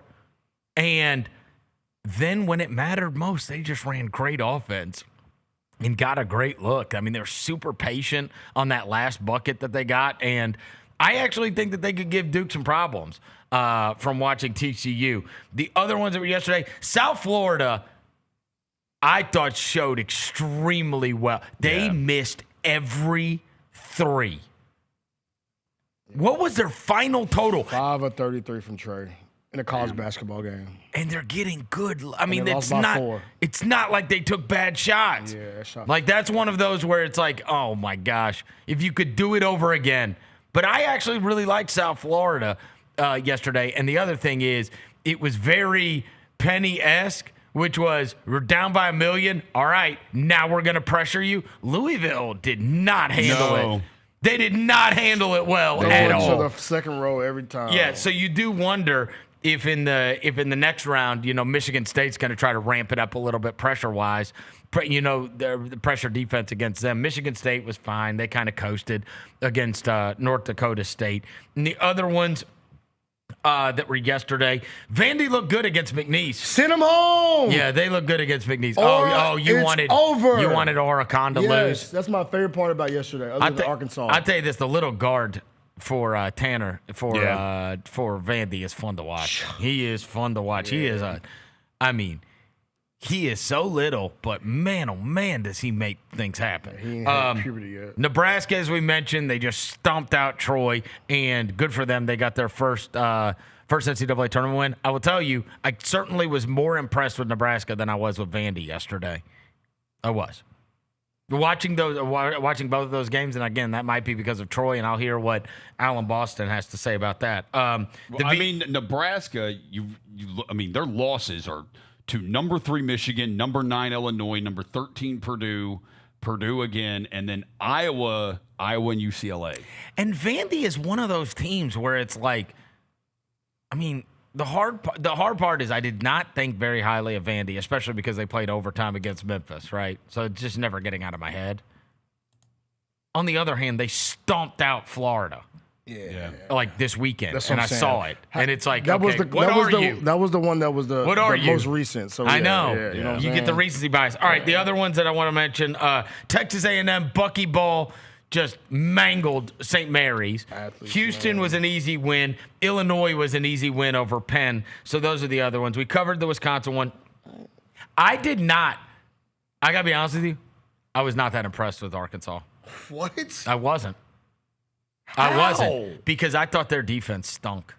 I did. I thought it was all just athletes making up for it. Gotta do what you gotta do, bro. I thought it was athletes making up for it, but I did not think they were very good yesterday. Come on, bro. No. They have 5 in double figures. I did not think they were very good against Hawaii.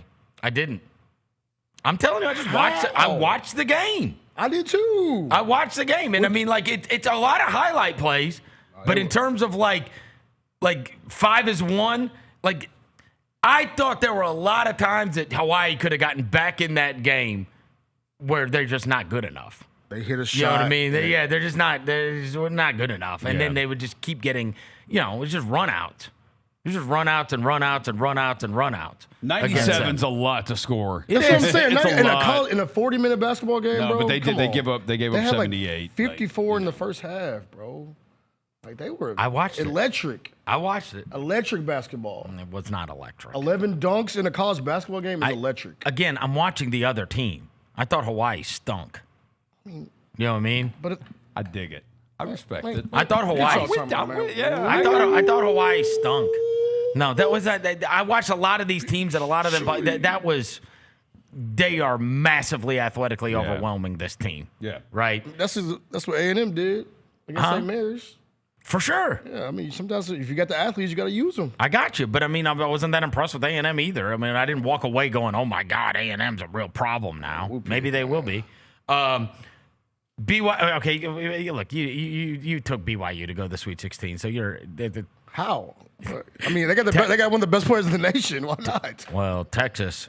You would have been amazed to find out that Texas doesn't have one of the best players in the nation because that center was dunking on it. Yeah. I mean, BYU's defense stunk too.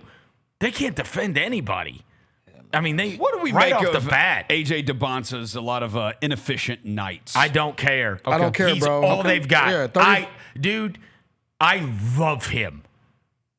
Everything he does is NBA-esque. It is.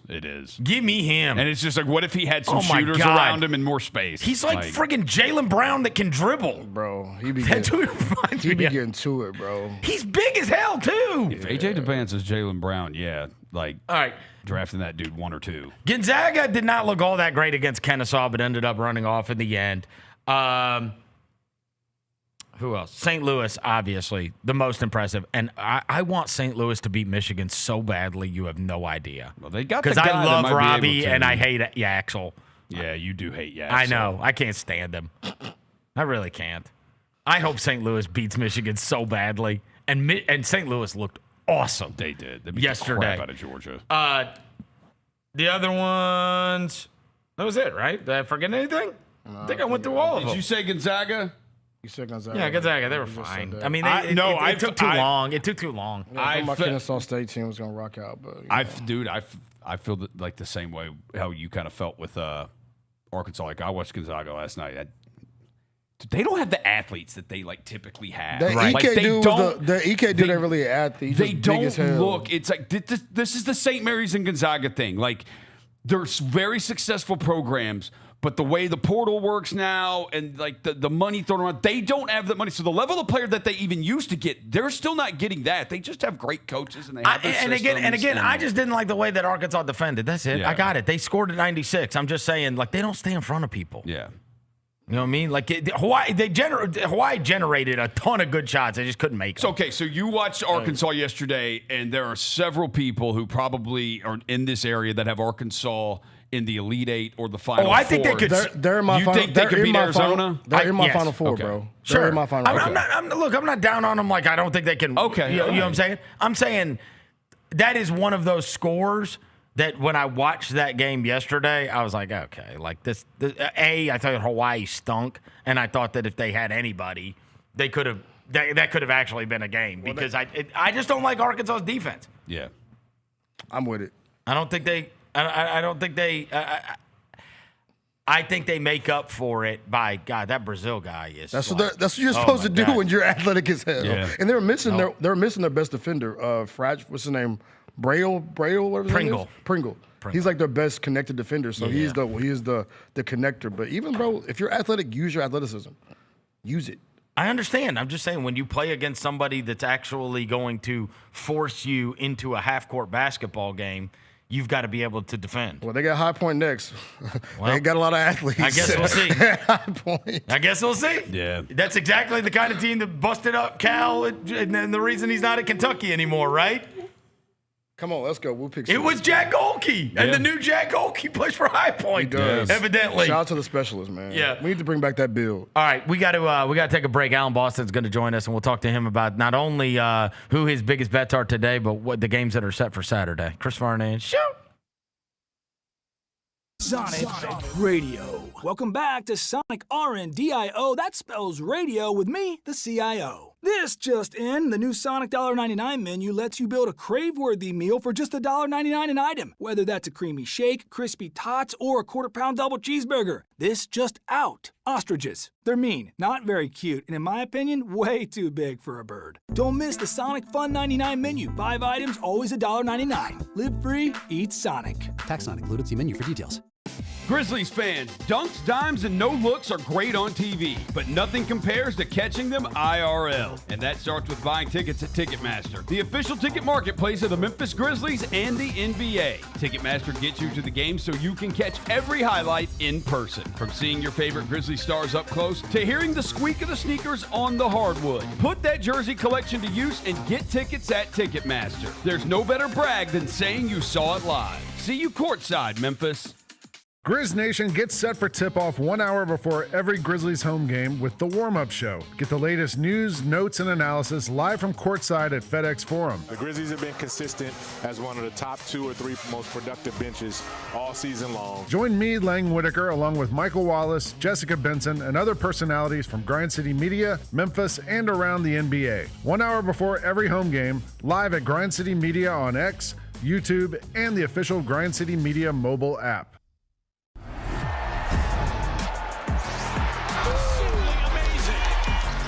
Wells, a rhythm three. Yes, sir! That's an exclamation point on this game. Grizz fans, defend your home court from pests with Terminix. Before cockroaches, spiders, and mice show up, Terminix it with our pest-free 365 Plus year-round protection plan. Visit Terminix.com today and enter code SAVE50 at checkout to save $50. Terms apply. Go Grizzlies!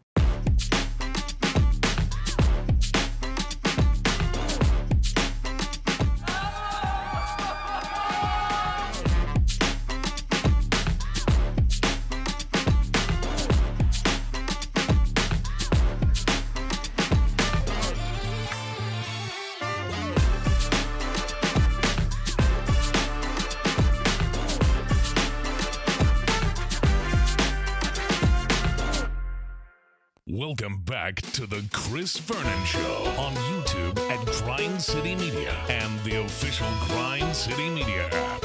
Now, back to your host, Chris. All right, we are back. Chris Vernon Show. All right, we talked about yesterday's games and everything that took place, and I told you that we were going to be joined by our favorite Las Vegas college basketball wise guy. He was the subject of the book, The Odds. He was the subject of the documentary, The Best of It, and he is out in Las Vegas right now.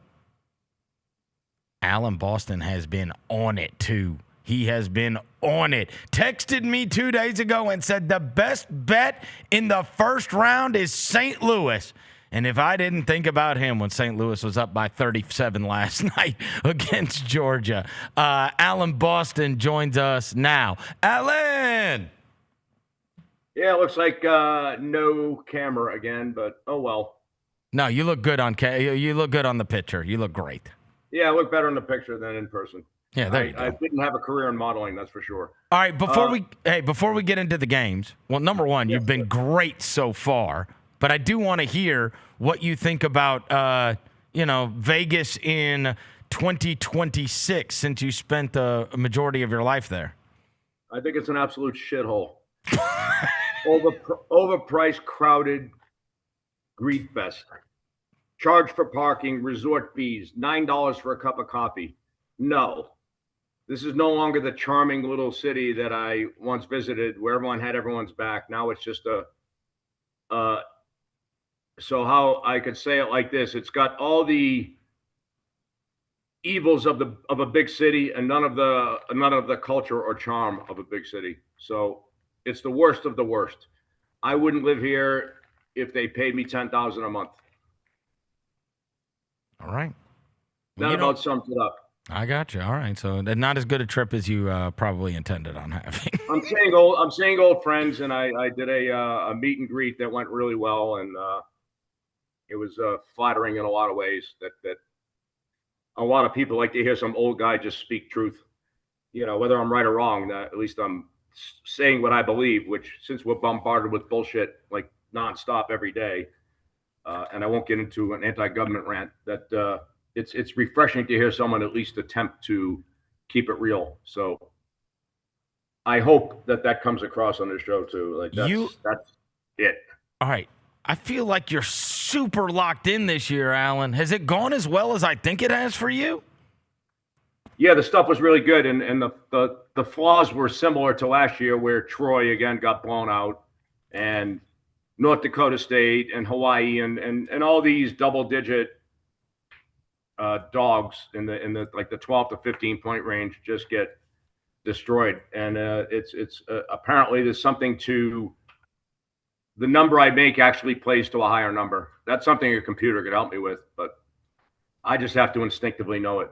But I was hoping it'd be different. I was hoping it was a one-off, but it wasn't. The talent gap between these two teams in a 30-second clock makes it almost impossible for upsets to happen. And again, I contend that that's what they want. So explain High Point. Well, they almost beat Purdue last year. That was kind of the point I was making. Was they had a lot of players that almost beat Purdue last year, so they're facing a much lesser team in Wisconsin. And part of that was Wisconsin was wildly overrated. They played a myriad of good games at the end of the year, and what I was saying, but it's still Wisconsin. That means that the talent does not allow them to be some elite team. So Wisconsin's Wisconsin. That's my golf handicap thing. Like, Wisconsin's a 2 handicap, and that's it. They're not going to be a +5. Understood. All right, and that's what it was. And they kind of pissed the game away, and there you are. You loved St. Louis yesterday, and that was your favorite bet of the first round. Is there anything? Yeah, I apologize for not remembering that when you went over it yesterday. That's why I texted you, hoping if you could just mention it on the air or something. Yeah, that was completely stealing. Is there and anything? It played out like it. Like St. Louis was back to being the St. Louis of a month ago, and they were playing Mike White, so it didn't matter. Like the guy's a clown, and these coaching things matter. You have 4 days to prepare, and the better coaches have an edge. You know what? I thought about you last night with not only Mike White. I thought about you saying to us that you would never want to bet on a Hubert Davis team as I'm watching North Carolina vomit all over themselves. Yeah, that game was disgusting. That was reprehensible. Both sides, both teams stunk. Like it was embarrassing. It was an embarrassing display of basketball. Neither team ran a stitch of offense. It was borderline unwatchable, but most of these games are. And then I had to turn the Duke game off when Cameron Boozer almost broke a guy's nose, and they called a foul on the guy who was on the floor bleeding. That was a good one. That was the end of that game. So, and then the room I moved into, the TV wasn't working, so I couldn't even watch games anyway. Anyway. All right. Well, look, you don't have a problem with finding a TV in Vegas, surely. Yeah, but then you have to be around people, and I'm not very good with people. I understand. All right. I'm good with dogs, not with humans. I remember you saying, it feels like when I was looking through all the games that are going on today, just to refresh, because we obviously did them on Friday or on Wednesday. UCLA is the one I had marked as the one you loved the most. Is that fair? Absolutely. Okay. Yes. And the line's gone down to 5.5, so it's even better. Okay. Yes, I think UCLA, if they didn't get screwed in the draw, which again I contend is on purpose. They don't like Hurley, they don't like Cronin, so let's match them up in the second round. Completely insane. It stinks because UCLA really did struggle most of the year, but they have put their act together. And they had Michigan State like 16 down in that conference tournament. It was no fluke. Like Cronin is really good. Like they don't like him out in California, but he's really good. And the work he did with Donovan Dent is the key, because Donovan Dent is immensely talented, but he was, I'm just repeating myself, but he's gone from an out of control, talented guy to the real deal point guard. And his assist to turnover ratio has just been phenomenal the last few weeks. That, and they're entirely healthy now, and he's a very good coach. And they're playing nobody. Johnny Dawkins is not good, I assure you. All of these K guys aren't very good. And it's just a mismatch. I don't want to go to repeat. Like Central Florida, I got you. Really did nothing any good. Beating Kansas at home as a dog is no big deal. And all those games at the end of the year that in theory they had to win, they lost them all. So I give them no chance. Is anything even close to UCLA today in terms of games that you like? No, I kind of like Wright State, but again, that's in the category of the plus 18, which could be a little dicey, although there's a slight difference between plus 18 and plus 13. The 13s tend to be like 17 or 18. And the 18s maybe are I only have the game 13, so it probably should be like 15.5 or 16. So it's still slightly high. And for reasons aforementioned, Wright State's depth should help them maybe hang in there a little better. And Virginia's kind of like Wisconsin. Their ceiling has been hit, and they have nowhere to go but down. So I think even at their max effort, they're probably not going to cover this game. But it's still, there's a big difference between taking 18 in a game, which gets a little random, and laying 5.5 when you think the team's going to murder them. And there'll be no backdoor at 5.5. So Yeah, that's it. Those are the two. UCLA's the one. Okay. All right. UCLA's the one. Yeah. Let's go. Let's go until we talk about tomorrow, where we have plenty.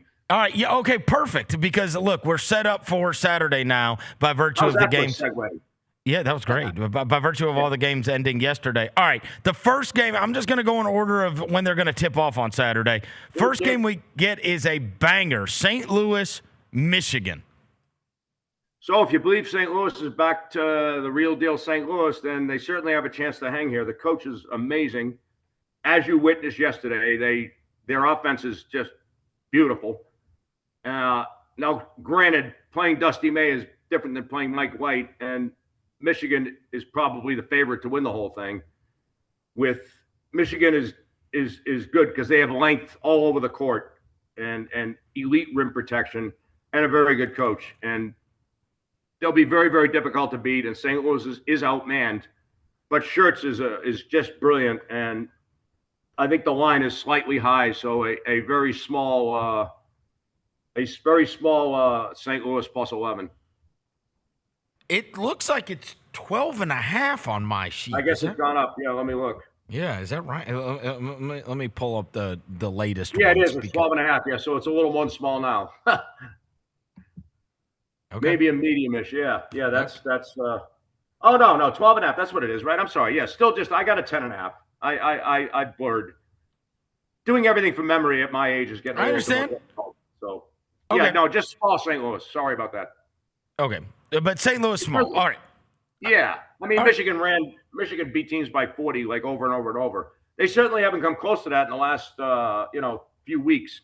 They're certainly playing back to a level that you'd expect. And St. Louis offense is very difficult to stop. So, yeah, definitely St. Louis small. Louisville had a tough one. Michigan State had an easy one yesterday, and they're the second game. Yeah, so and Louisville shot the lights out, and South Florida's like 5 out of 33. However, Louisville had a humongous lead in that game, and the final score was kind of counterfeit. They had a huge lead most of the way, so they were in control. I think they've overreacted from that. Izzo said that was that was probably the most complete game they played all year, and he told the North Dakota State coach, you guys played really well. You just missed a lot of shots that you normally would make. So that final's a little skewed too. I only have Michigan State a half a point favorite here, and whoa, I think this game is very, very evenish. Even with Louisville being a little flawed, like I talked about how a lot of their wins by year's end look flawed. Like Cincinnati beat up Cincinnati and Indiana and Kentucky and Memphis. None of them aged very well, and when they stepped up in class, they kind of struggled. However, Michigan State is not an elite talented team, and I don't think Louisville will not be overwhelmed athletically. And when that happens, Kelsey's terrific. So I think this game's very evenish, and I think Louisville is a very, very good bet. You think Louisville's a very, very good bet? Yeah, big. Yeah, big. Okay, I think it's plus 4.5. That's completely insane.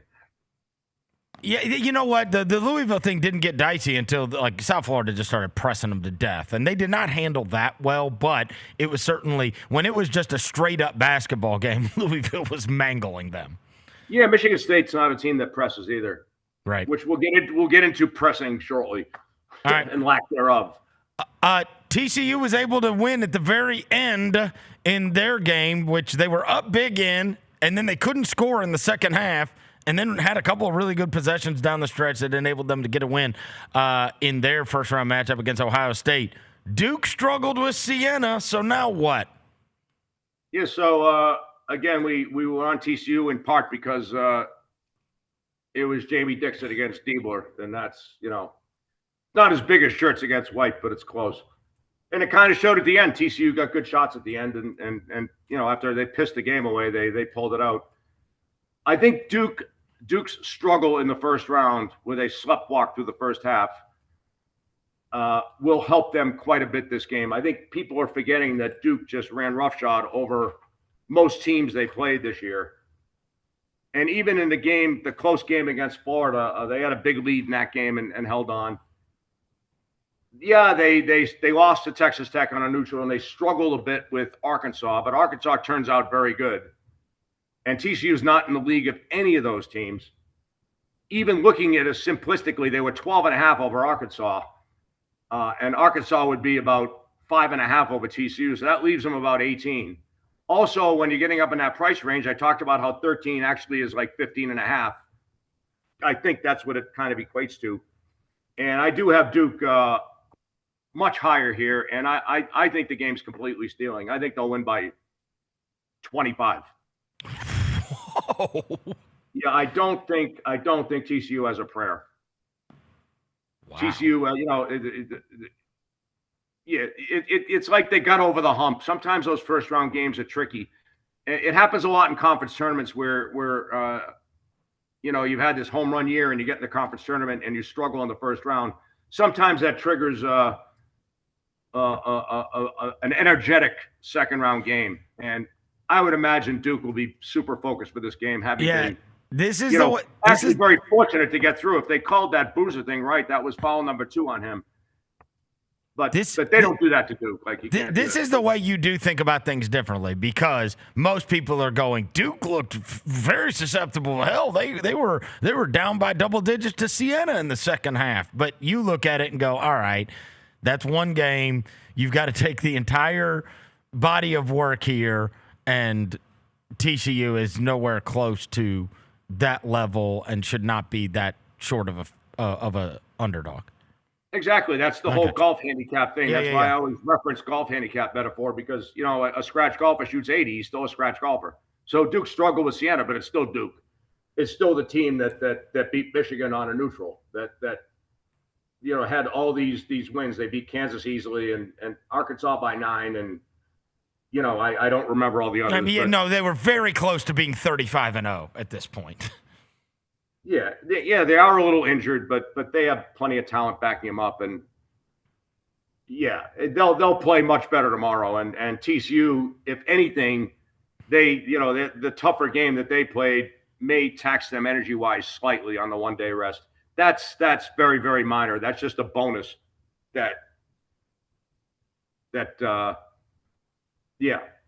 Superior athleticism might get TCU worn down even quicker now that they played a tougher game yesterday. So I think that's completely stealing. I don't think the game will be close, like at any moment. One game that you did not have pegged right was Texas A&M against St. Mary's. Texas A&M just ran them out. Well, I didn't like it. I didn't like it either way. I know. So St. Mary's, the whole team was sick. That's why the money showed at the end. And had I been on the St. Mary's blog, which is fantastic, by the way, God is a Gale is their blog, the forum with kids, well, not kids, where St. Mary's fans post thought on the games as it's going. They're very knowledgeable people on there, and so their whole team was sick. Their 2 best players were coughing and hacking and had fever, so they were dead in the water to start. Well, they were, and Bucky Ball got him, and now Bucky Ball faces Houston. Bucky Ball is in trouble. Bucky Ball has no height. Their rebounding is not very good. Again, I'm not a matchup guy, but this is I just happen to know this or read it. I forget what, but I'm accurate when I say this. This seems like a really bad matchup for A&M, and also Houston when they have like Bucky's mayhem will not bother Houston. Kelvin Sampson's teams do not turn it over. They rebound at an elite level. And, the havoc that Bucky Ball is supposed to cause will not work here. And their lack of rebounding is going to lead to many long possessions on defense. And I could see this game getting ugly. I think the game is priced right, but I do think Houston will kill them. Okay. So no bet. No bet. All right. Texas and Gonzaga. Another embarrassing game. Texas and BYU. I had that one wrong. The BYU coach just went down about 6 notches in my thinking. Well, I mean, if you want to look at the NC State-Texas playing game, where NC State scored 10 points in a minute when they went to a press. They literally tied the game in no time from being dead in the water. And BYU, I think, was down 25 to Clemson earlier. They went to a press and ended up getting the lead. So just press, bro. Like, it's not Not once did he dream of it. He had some half-assed, man press, but not some all-out full court press. And plus, they ran no offense at all. Neither team did. The game was embarrassing. It was really a poorly played game. And yeah, the coach of BYU should be ashamed of himself. Like it was really a pathetic performance, and they looked ill-prepared and almost apathetic at times. So I give Texas no credit for that win. It was just BYU being a disaster. Gonzaga, props to Petway at Kennesaw. Another really good game plan to I thought he'd try to get in a track meet, and he didn't. And they played very well. They had the lead early, and Gonzaga definitely struggled. But again, this could work in Gonzaga's favor, where that struggle could trigger a better effort this game. And I don't understand how low this line is. This is another. I got this game 9.5. Whoa! So I am all in on Gonzaga. I think Texas stinks. They didn't impress me at all yesterday. And also, this is Texas's third game in 5 days with travel, and it didn't affect them yesterday. But again, I think that was more BYU just sucking rather than Texas doing anything wonderful. So Gonzaga's struggle again will work in their favor here, and this game's completely stealing. Like, they will kill this team. In IMO, how's that to sound modern? IMO. All right. Illinois trucked their opponent. VCU came back from the dead and ended up winning their game in exciting fashion against in overtime against North Carolina. Now Illinois is playing against VCU. It was exciting, but also offensive. Another game where I think it was an 18-point lead for Hubert Davis, who was sitting there scratching his head as it got away. Just an embarrassing performance by both teams. Neither one of them ran a stitch of offense. It was I asked my friend, I said, what is going on here? And he texted back, brutal. That was his one word to describe the game.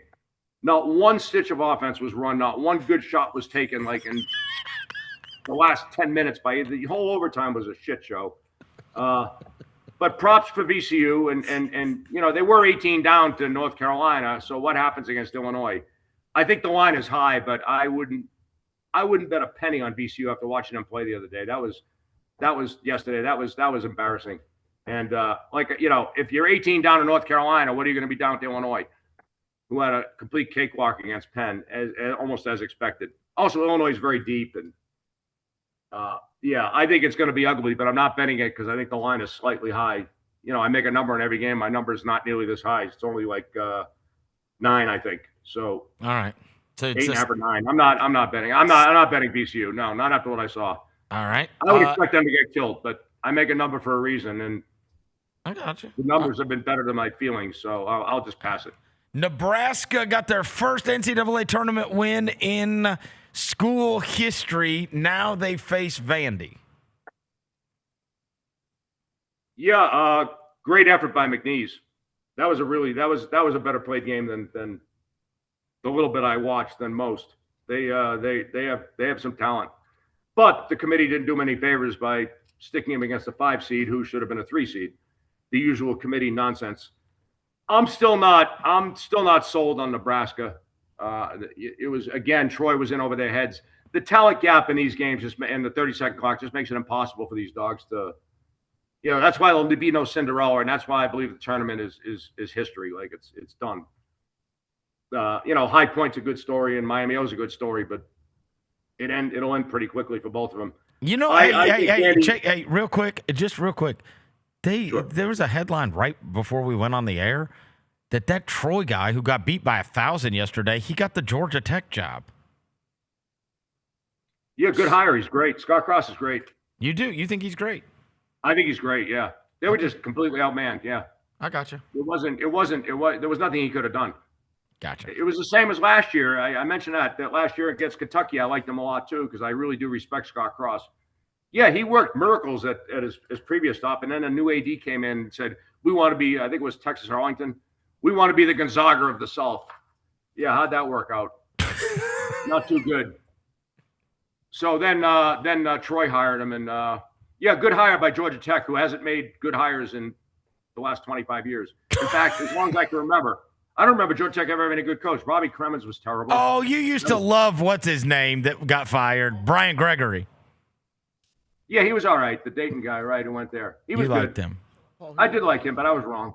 What about Paul Hewitt? You didn't like Paul Hewitt? You didn't like Josh? God, no. Josh No. Pastner?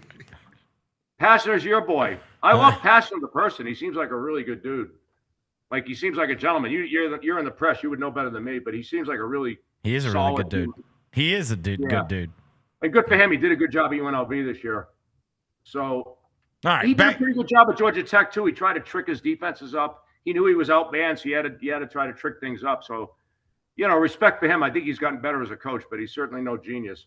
And then Studemeyer, like forget it. Yeah, so good hire by Damon Stoudemire. I love Damon Stoudemire. Another great guy who worked here, but he just didn't. It didn't take. Yeah, he seems like a good dude too. His press conference, he seems like real. He seems very real.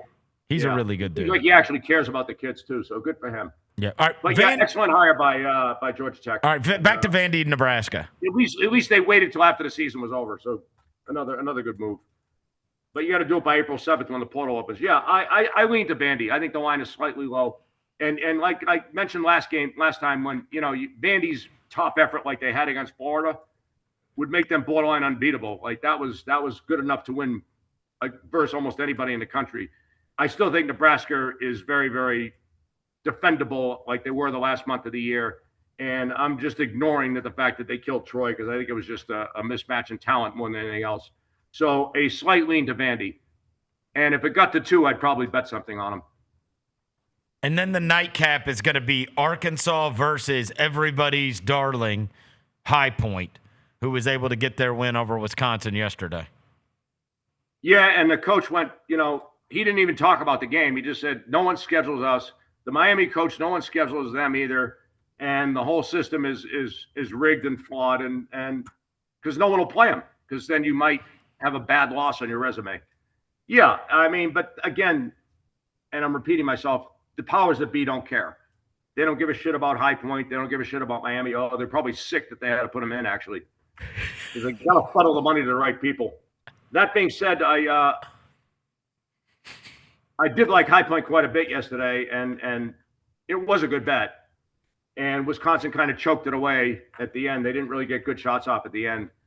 And High Point, I think, made 8 out of their last 11 shots or something. They really shot the ball well. They played really well. That little point guard went through about a 5-minute span where he got to the rim every time and then just decided, I'm never passing again for Wisconsin. What's the cliche? If it ain't broken, don't fix it. Or yeah, but then he started missing everything. But then he started missing, right? So it got broken. So fix it. Yeah, Boyd, that's his name.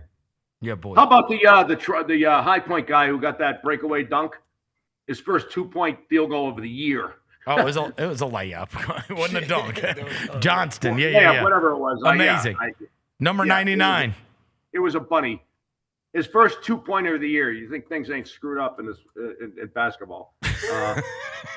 But I don't blame him. I mean, 3 beats 2, so just take 3-pointers. But they needed the analytics to tell them that 3 beat 2. All right, so back to Arkansas. If you base, Wisconsin was like, I think closed 11 over High Point. And my bet on High Point yesterday was more of a bet against Wisconsin for reasons aforementioned when we opened the show, that Wisconsin's ceiling is not that high. And they had hit it. And they got overrated by a lot of those good wins. I didn't believe any of those wins. Arkansas, even though they're down, Pringle didn't play for them, but that made it even tougher because he's not one of their better players. He does start, but he's very replaceable, and it left Calipari with like 6 or 7 guys. He basically 6 or 7 man rotation. One guy played a minute, which was kind of ridiculous. You should have had that guy who played a minute play more. You don't keep your starters in the whole game. But he doesn't have any players, so I can't knock him for that. I'm a Calipari human fan. So if Wisconsin's 11 over High Point, then Arkansas has to be more because Arkansas is better than Wisconsin. That being said, my number's only 9. So by my number, you're staying away. I would probably have a slight lean to High Point. But logically, if you believe the closing line was accurate, which I don't, by the way, then you should stay away from it because it should be higher. But I have a slight lean to High Point. And And I think they showed that they're very capable of hanging.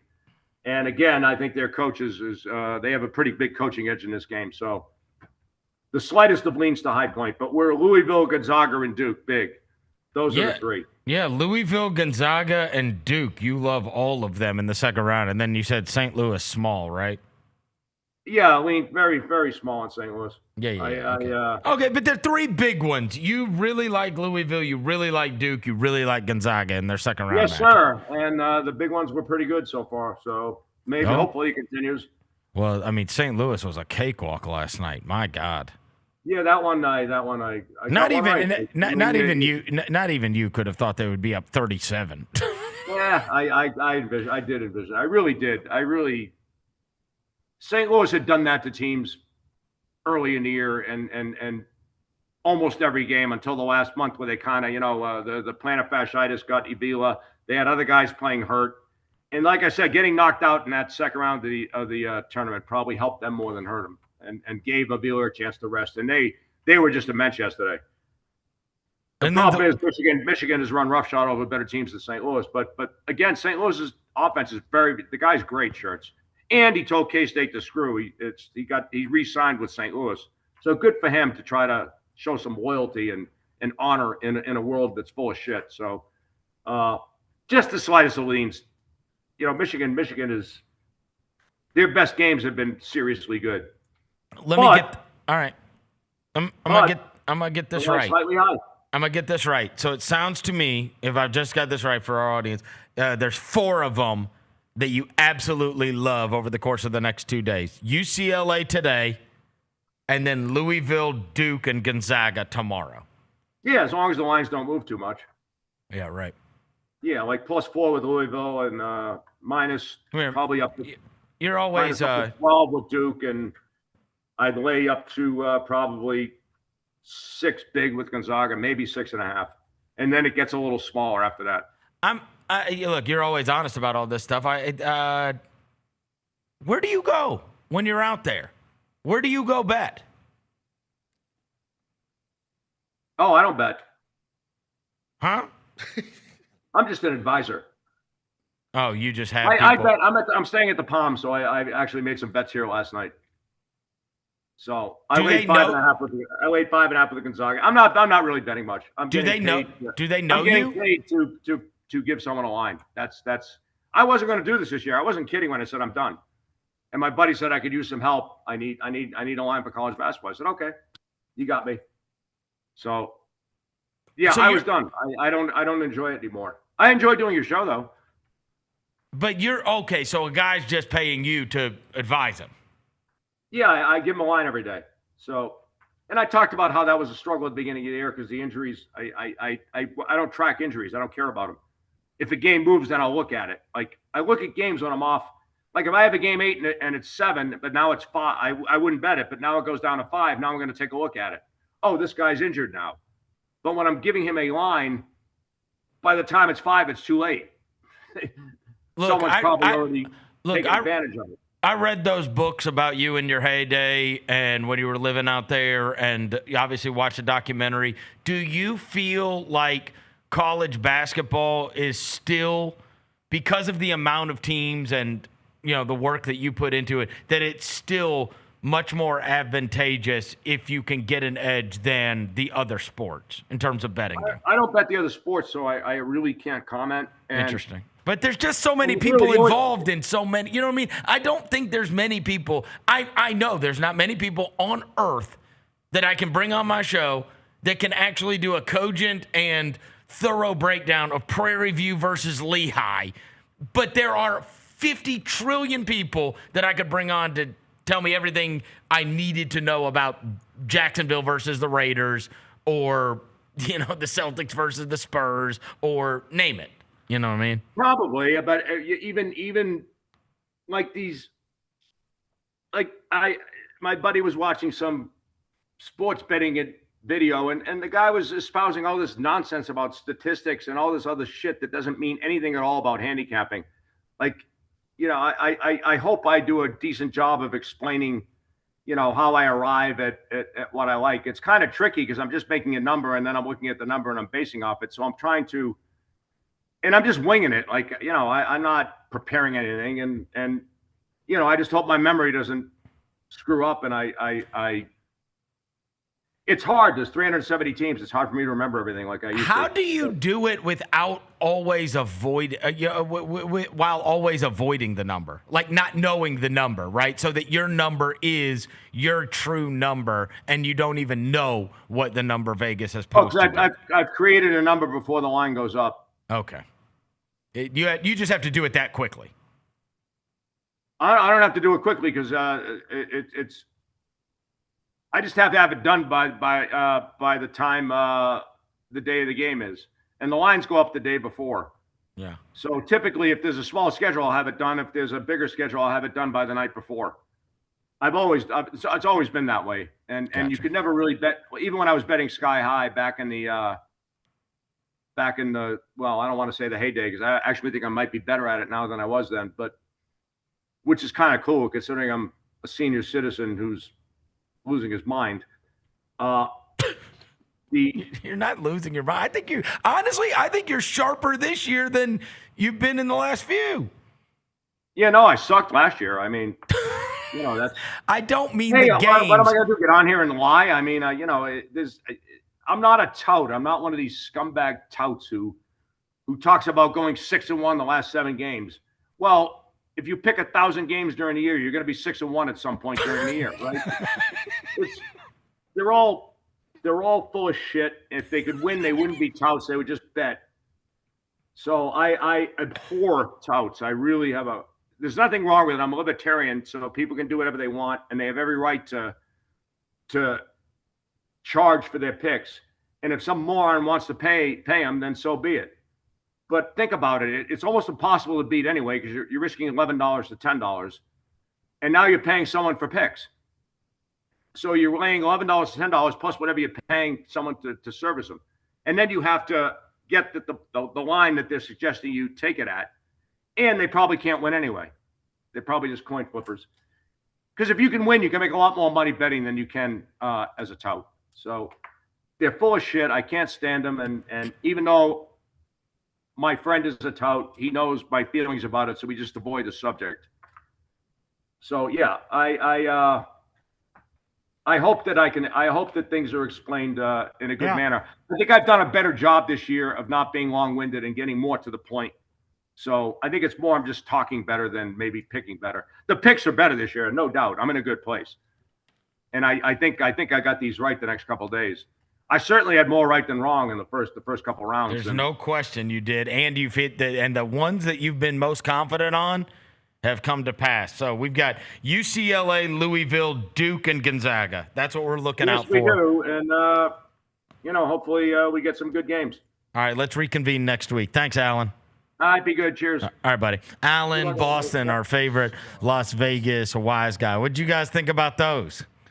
I mean, he's so confident that he's so persuasive. I get the Duke thing. Really? I get it. Yeah. Well, even Duke, who was the player yesterday? It wasn't Boozer. It was another Boozer, bro. It was a little brother. No, but one of the dudes after the game for Duke said, we did not take them serious. Yeah. We did. We got caught. Yeah, we got that was caught. Malik Thomas or what was the kid's name? We, What was the kid's name for Duke? Yeah, they literally said it after What's the his game. name? Said we got caught. We were not we did not take them serious, and we almost got caught because of Was it. his name Malik? It was. Am I crazy here? Malik Brown. Malik Brown. That's who it was. Yeah. He had all of 6 points and 8 rebounds. Yeah.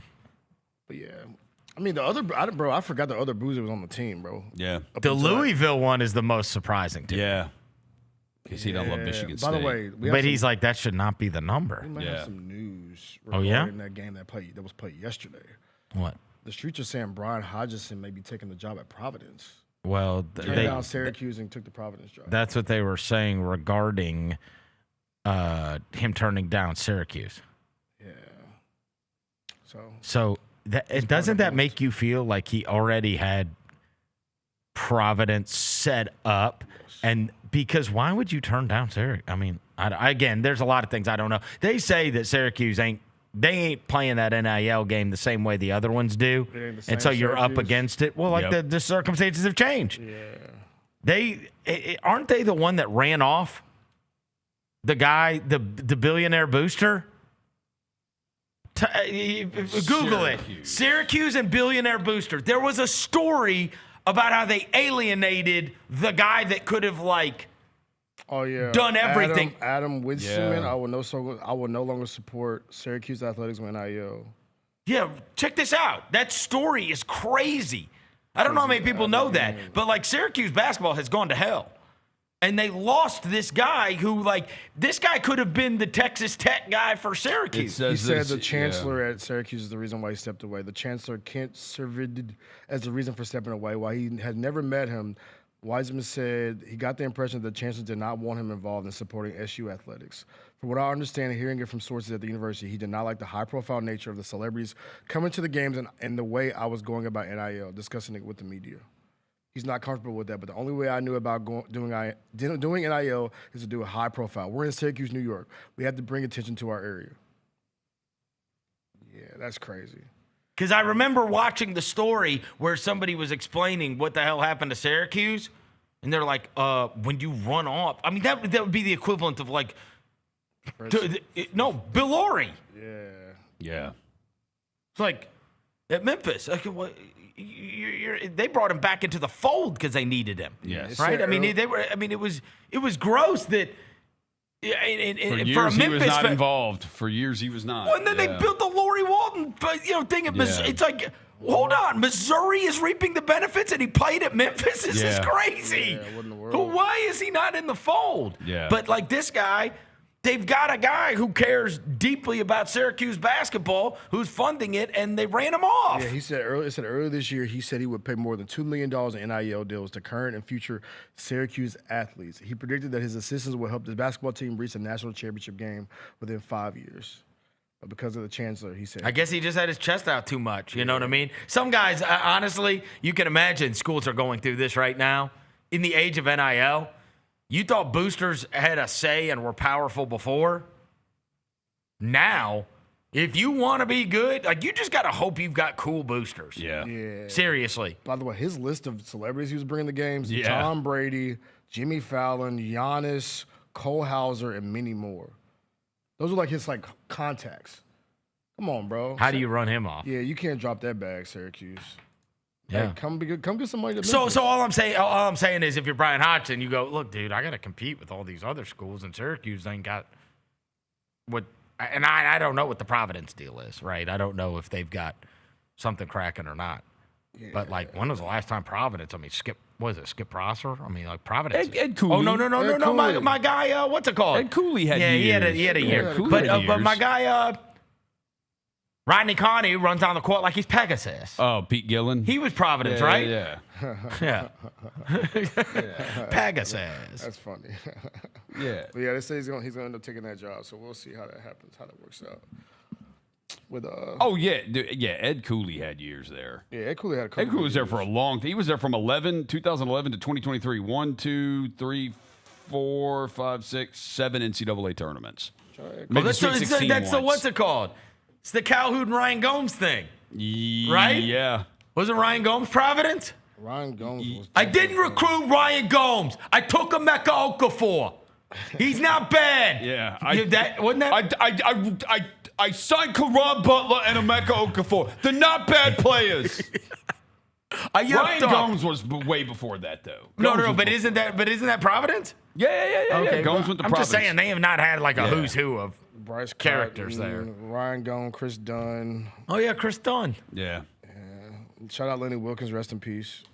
Yeah. All right, let's take a quick break and then we'll wrap this thing up on the other side. Chris Vernon Show.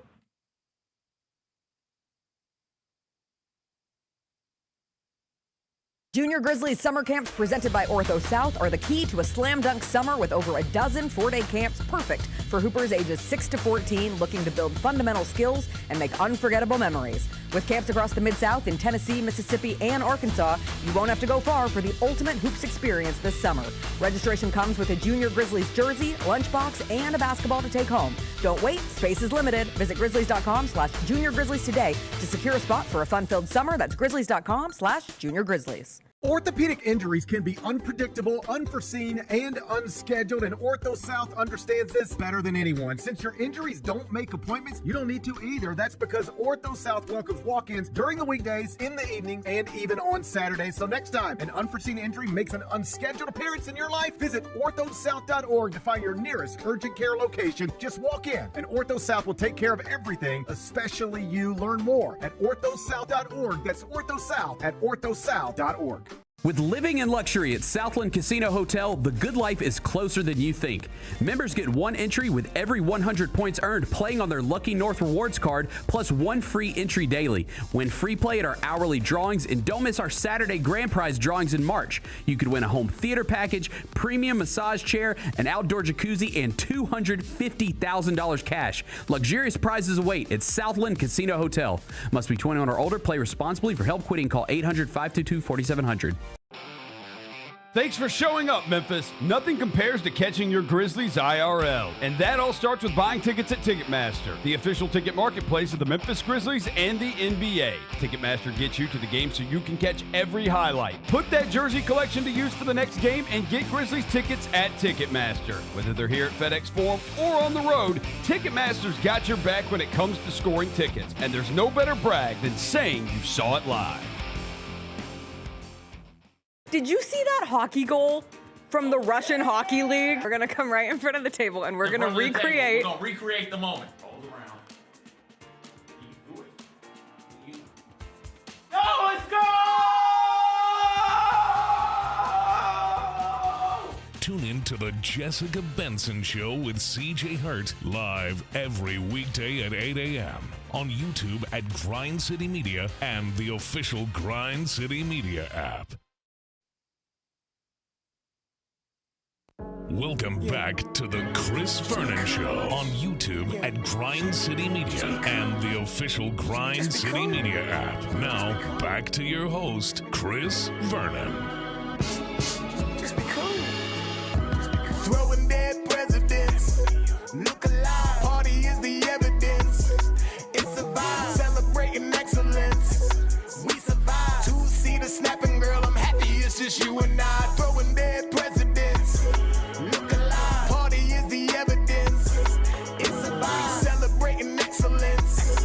We survive. Two-seater snapping, girl. I'm happy it's just you and I. All right, we're back. Chris Vernon Show. The only thing better than Saturday Night Hoops is when it comes with an exclusive hoodie. Just $60 get you a Grizzlies ticket and a limited edition hoodie, not sold anywhere else. Don't miss your next chance to collect the third of 4 designs on Saturday, March 28th, when the Grizzlies take on the Chicago Bulls. Buy your tickets today at grizzlies.com/Saturday. Oh, that's going to be a great one. The hoodie is awesome, though. The hoodie, it's the Rudy Gay shot against Miami. It's the Rudy Gay baseline fadeaway buzzer Rudy Gay beater. last night, bro, at the New Edition show. He was at the New Edition show? Yeah, I saw him. He was also at the zoo. Yeah, for the season ticket holders thing. Ticket holders. The New Edition show. It was going on last night. Yeah. He was? Yeah. Did you stay for any of the New Edition show? I did not stay for the whole thing. I just did I did some content there.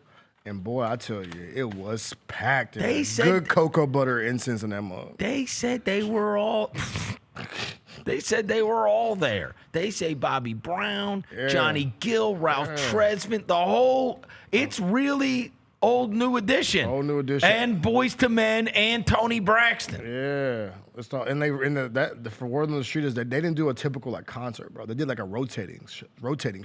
So they Boys to Men perform 2 songs, then Bobby go perform 2 songs. I love that. And then they go perform 2 songs. That's awesome. Like a rotating show, low key. Because they're old too, it allows them to preserve their energy too. Also, do a couple songs. They're kind of older. Give me a little break. Give me a little break. Go get to hit the asthma pump a couple times, you know. Also, it is like the other thing is like you got to have. It's teamwork makes a dream work because like most of these people have too big of egos to pull something like that off. I like the rotating thing. Like, hey, we're kind of all in this together. Yeah. We're all doing this concert together. You do too. Because look, and you're right about the older thing. Yeah. When I went and saw the Rolling Stones, there was like a 30-minute stretch where Mick Jagger just left, and I think he probably just went on a ventilator or something. Yeah. And they like just let Keith Richards play songs and sing, and I was like, okay, there's a reason you're Keith not the Richards singer. sings? Yes. Oh, it was awful. He's still alive though. I was like, when is Mick Jagger coming back out? You gotta go take a breath. I wonder if they got one more in them. Yeah, Rolling they're still Stones? playing. They're still touring? Yes, so is Paul McCartney, for goodness sake. I know Paul McCartney played is. at the Pinnacle in Nashville. Yeah, he played like he that private show, but McCartney's like playing like Allegiant Stadium and SoFi Stadium. These guys are still going. Yeah, Rolling Stones is currently on tour. They have a show April 19th in California. That's like the low-key, like the biggest hope for that Liberty Bowl. Getting it the way it is. Oh, getting the concerts? renovations. Dude, you can get concerts you're right. there. Get Taylor Swift in that joint. All right, give me the game that you look forward to the most today. UCLA Central Florida, because was that the first bet? I'm not kidding you. I didn't bet on a single game yesterday, and I can tell you it's not the same. Oh, I had St. Louis because of Allen. The gambling matters. Great. It absolutely matters. No question. I'm about that action ball. I just bet on UCLA and UCF, so that's the one I'm looking forward to. I got two. So that one's not until 6:25. Yeah, Rose, you got. I will say, all right, right off the rip, Santa Clara, Kentucky. Because I didn't think Gonzaga was that athletic yesterday. And we saw also St. Mary's from the exact same conference got overwhelmed by an SEC team athletically. So let's see this. Hey, I will say, I texted one of my buddies before the show today, and I said, how you feeling about Kentucky? This guy is all it from there. Big Blue Nation. Went to school there. Big Blue Nation. Son goes there. Yeah. The whole thing. Like they are dyed in the wool Kentucky. I said, you feel good about Kentucky today? He said, not really. They are too inconsistent to ever feel good about. That's fair. However, they ought to win this game. If not, Pope's seat's going to get hot. This happens again next year, and he won't last. Ooh. Yeah, they don't have patience there, bro. Nah, it's been too long since the Sweet 16. Yeah, they do not have patience. Bro, It's been too long since the Sweet 16. So, anyways. I got two of them. All right. I got the Hofstra Alabama game. Oh. Yeah, well. Speedy in them. Claxton? And Alabama's like leading scorer is not playing. Yeah, No, he thinks he's Pusha T. Yeah. Yeah, he's second leading scorer. He thinks he's Pusha T. But I have a number for you for our betting people out there. Hofstra Verno is an insane 22-1 against the spread as an underdog. Four less points with at least 3 days rest. You mean 4 or more points? 4 more points. Yeah, 4 more points. Because they're 12.5 point underdogs. 4 more underdogs. points with 3 days rest. Oh, wow. There you go. So All right, that's a Hofstra. phone number. So there's one to keep an eye on. And I got my other one that I'm just for the vibes because I just want to see. I want to see if it happens. Kansas, California Baptist. Oh, Let me yeah. see if my boy Dominic Daniels can pull off an upset. Hey, by the way, did you notice who John Ball didn't say? Bro, he's a fraud, bro. Wow. He's been a fraud, bro. You're a fraud, Roser. Oh, bro, I got no interest in watching Rick Barnes' teams in the tournament. What? Come on, man. But it is go You didn't Balls. call the Hogs yesterday, is bro. go Balls. No Tennessee today, Yeah. bro. No.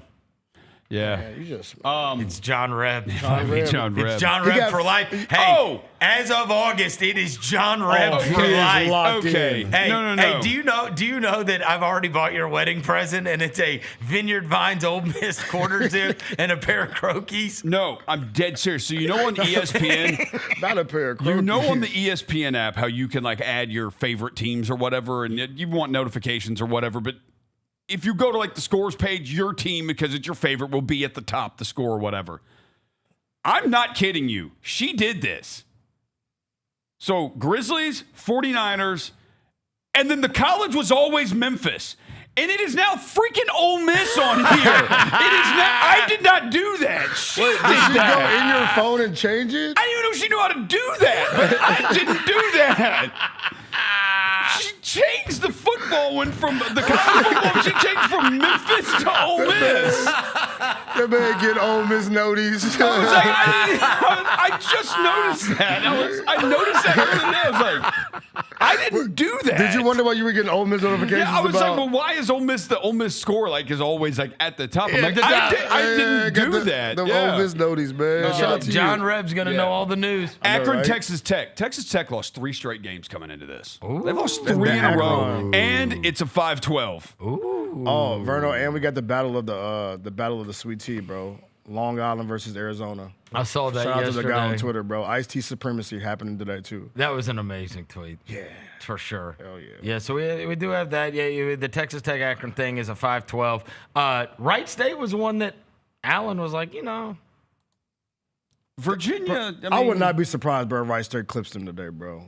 Because they'd be on some. I just don't know anything about Wright State. Me either. But that line is friggin' 18. And a lot of these teams, it's just so overmatched. You saw it yesterday. It's like they're so overmatched. Yeah. They got like a good spurt. The money makes a difference. Yeah, they got a good spurt at the beginning, like a good little 6-minute spurt. But when it really settle in, you know what it reminds me of? chance. It reminds me of if you've got a $80,000 car and it's a $20,000 car that's next to you, and for the first, 20 yards, it's okay. Yeah. Then all of a sudden, your 80,000 actually works. Yeah. It gets spooky. Yeah. You know what I mean? Like wasn't You're fine for about the first 10 yards. like Troy was up early against Nebraska, and then it just. I hate them, bro. I hate them so much, bro. Who, Troy? Yes, bro. Oh, you had them? Yes, bro. I was like, they're gonna beat Nebraska. This is the second year in a row they did that, by the way. Look at they whooped last year. Who, Troy? Yeah. Did they lose to Kentucky? I don't trust Trojans, bro. Nolan Smith, former Tiger assistant. Tennessee State. That's my you know what I'm He's saying? in action. Tennessee State, Iowa State. Oh, your school, I guess I got to bring him up again. Freed Hardeman? They made an epic comeback. They were down. Let me make sure I get this right because I got a screenshot. Hold on. They were down. Ooh, now my phone don't want to work. They were down 63-47 with 7 minutes to go. 16. Came back and won 74-72 to advance to the round of the Elite Eight. Let's go. So, all right, hey, Freed heart of a Hardeman's got a champion, man. chance. Shout out Heart Freed of a Hardeman. champion, man. Heart of a champion. Freed Hardeman's got a chance in the NAIA basketball tournament. Would you care about watching Iowa and Clemson in anything against each other? Football, hockey, badminton, rifle, cheerleading. I'm good. I will say one thing. I was going through a bunch of mock drafts last night, and the Iowa point guard Bennett Sturts is in a bunch of them. Oh, okay. So I actually the prospector. I just perked up and was like, all right, I need to check him out because I talked about that Anderson kid that's the point guard at Texas Tech. Yeah. And then there's some of these that are down a little bit further. Yeah. Right, but they're still they're on virtually all the mocks. Like Braxton Berrios. Right. Braylon Berrios, you know names, bro. Braden. I don't do names. Burries? Oh, Braden Burries. Who am I Arizona talking about? kid? Am I talking about a quarterback? You're talking Braxton about Berrios? you're talking about the white receiver. Yeah. That played Braxton for the Berrios? Jets. Right? Dude, he killed my team this year for the Texans. What? Unbelievable. I was like, where the hell has that guy been? Why am I thinking about Braxton Berrios had like 100 yards receiving against. Really? Yes. See? I was like, what? Where is he? I didn't even know he played. Long live Braxton Berrios, bro. He's with the Texans. I didn't even know he's in the league. Yeah, I had no All idea. right, everybody enjoy March Madness. It's going to be unbelievable, and then we'll be reconvening with you on Monday. Grizzlies tonight against the Boston Celtics at FedEx We got to Forum. pick Sky. We picking a Sky Dog at least? All right. The Celtics. We have a. I'm Omax. Might have a chance. I'm Omax. Tyler Burton. Shut up. You're a joke. And Deaky. I get both of them. Deaky made winning plays at the end of that Nuggets game. He had the midi. He got an offensive rebound. He chased down a loose ball, all in the last 4 minutes. Shout out Deaky. I got Omax. I'm gonna go GG. GG. Y'all are just No, gonna no, pick no, those. no, The no. rest of these, I'm gonna take the hustle guys. I'll go say it again. Wait, do we get a Skydog from the last game we won? Who won Skydog, Jalen? Jalen's not back there today. Kyra. I did. Because we won. I had Omax. We beat the Nuggets. Or did I have Taylor Hendricks? No, you're not Taylor. I think I did have Taylor Hendricks. That could win you, though. That could I win did have it. Yeah, Taylor Hendricks. could win. I did. No, I did have Taylor Hendricks. We're so shocked. We forgot we actually won a game. And he had, we actually won a game. he had 6 steals and 3 blocks. I won that. Yeah, you might have won that. Let's go. If you actually, Let's go 2 in a row. if you actually had him, though, I had him. I had Taylor Hendricks. pull the tape. Because Roser said Hendricks. You did say Hendricks. I remember it. So you get your next. You got a Skydog, bro. Yeah. Okay. Yeah, shout out to All right. yeah. Everybody enjoy your weekend. We'll be back on Monday. Until then, we gone.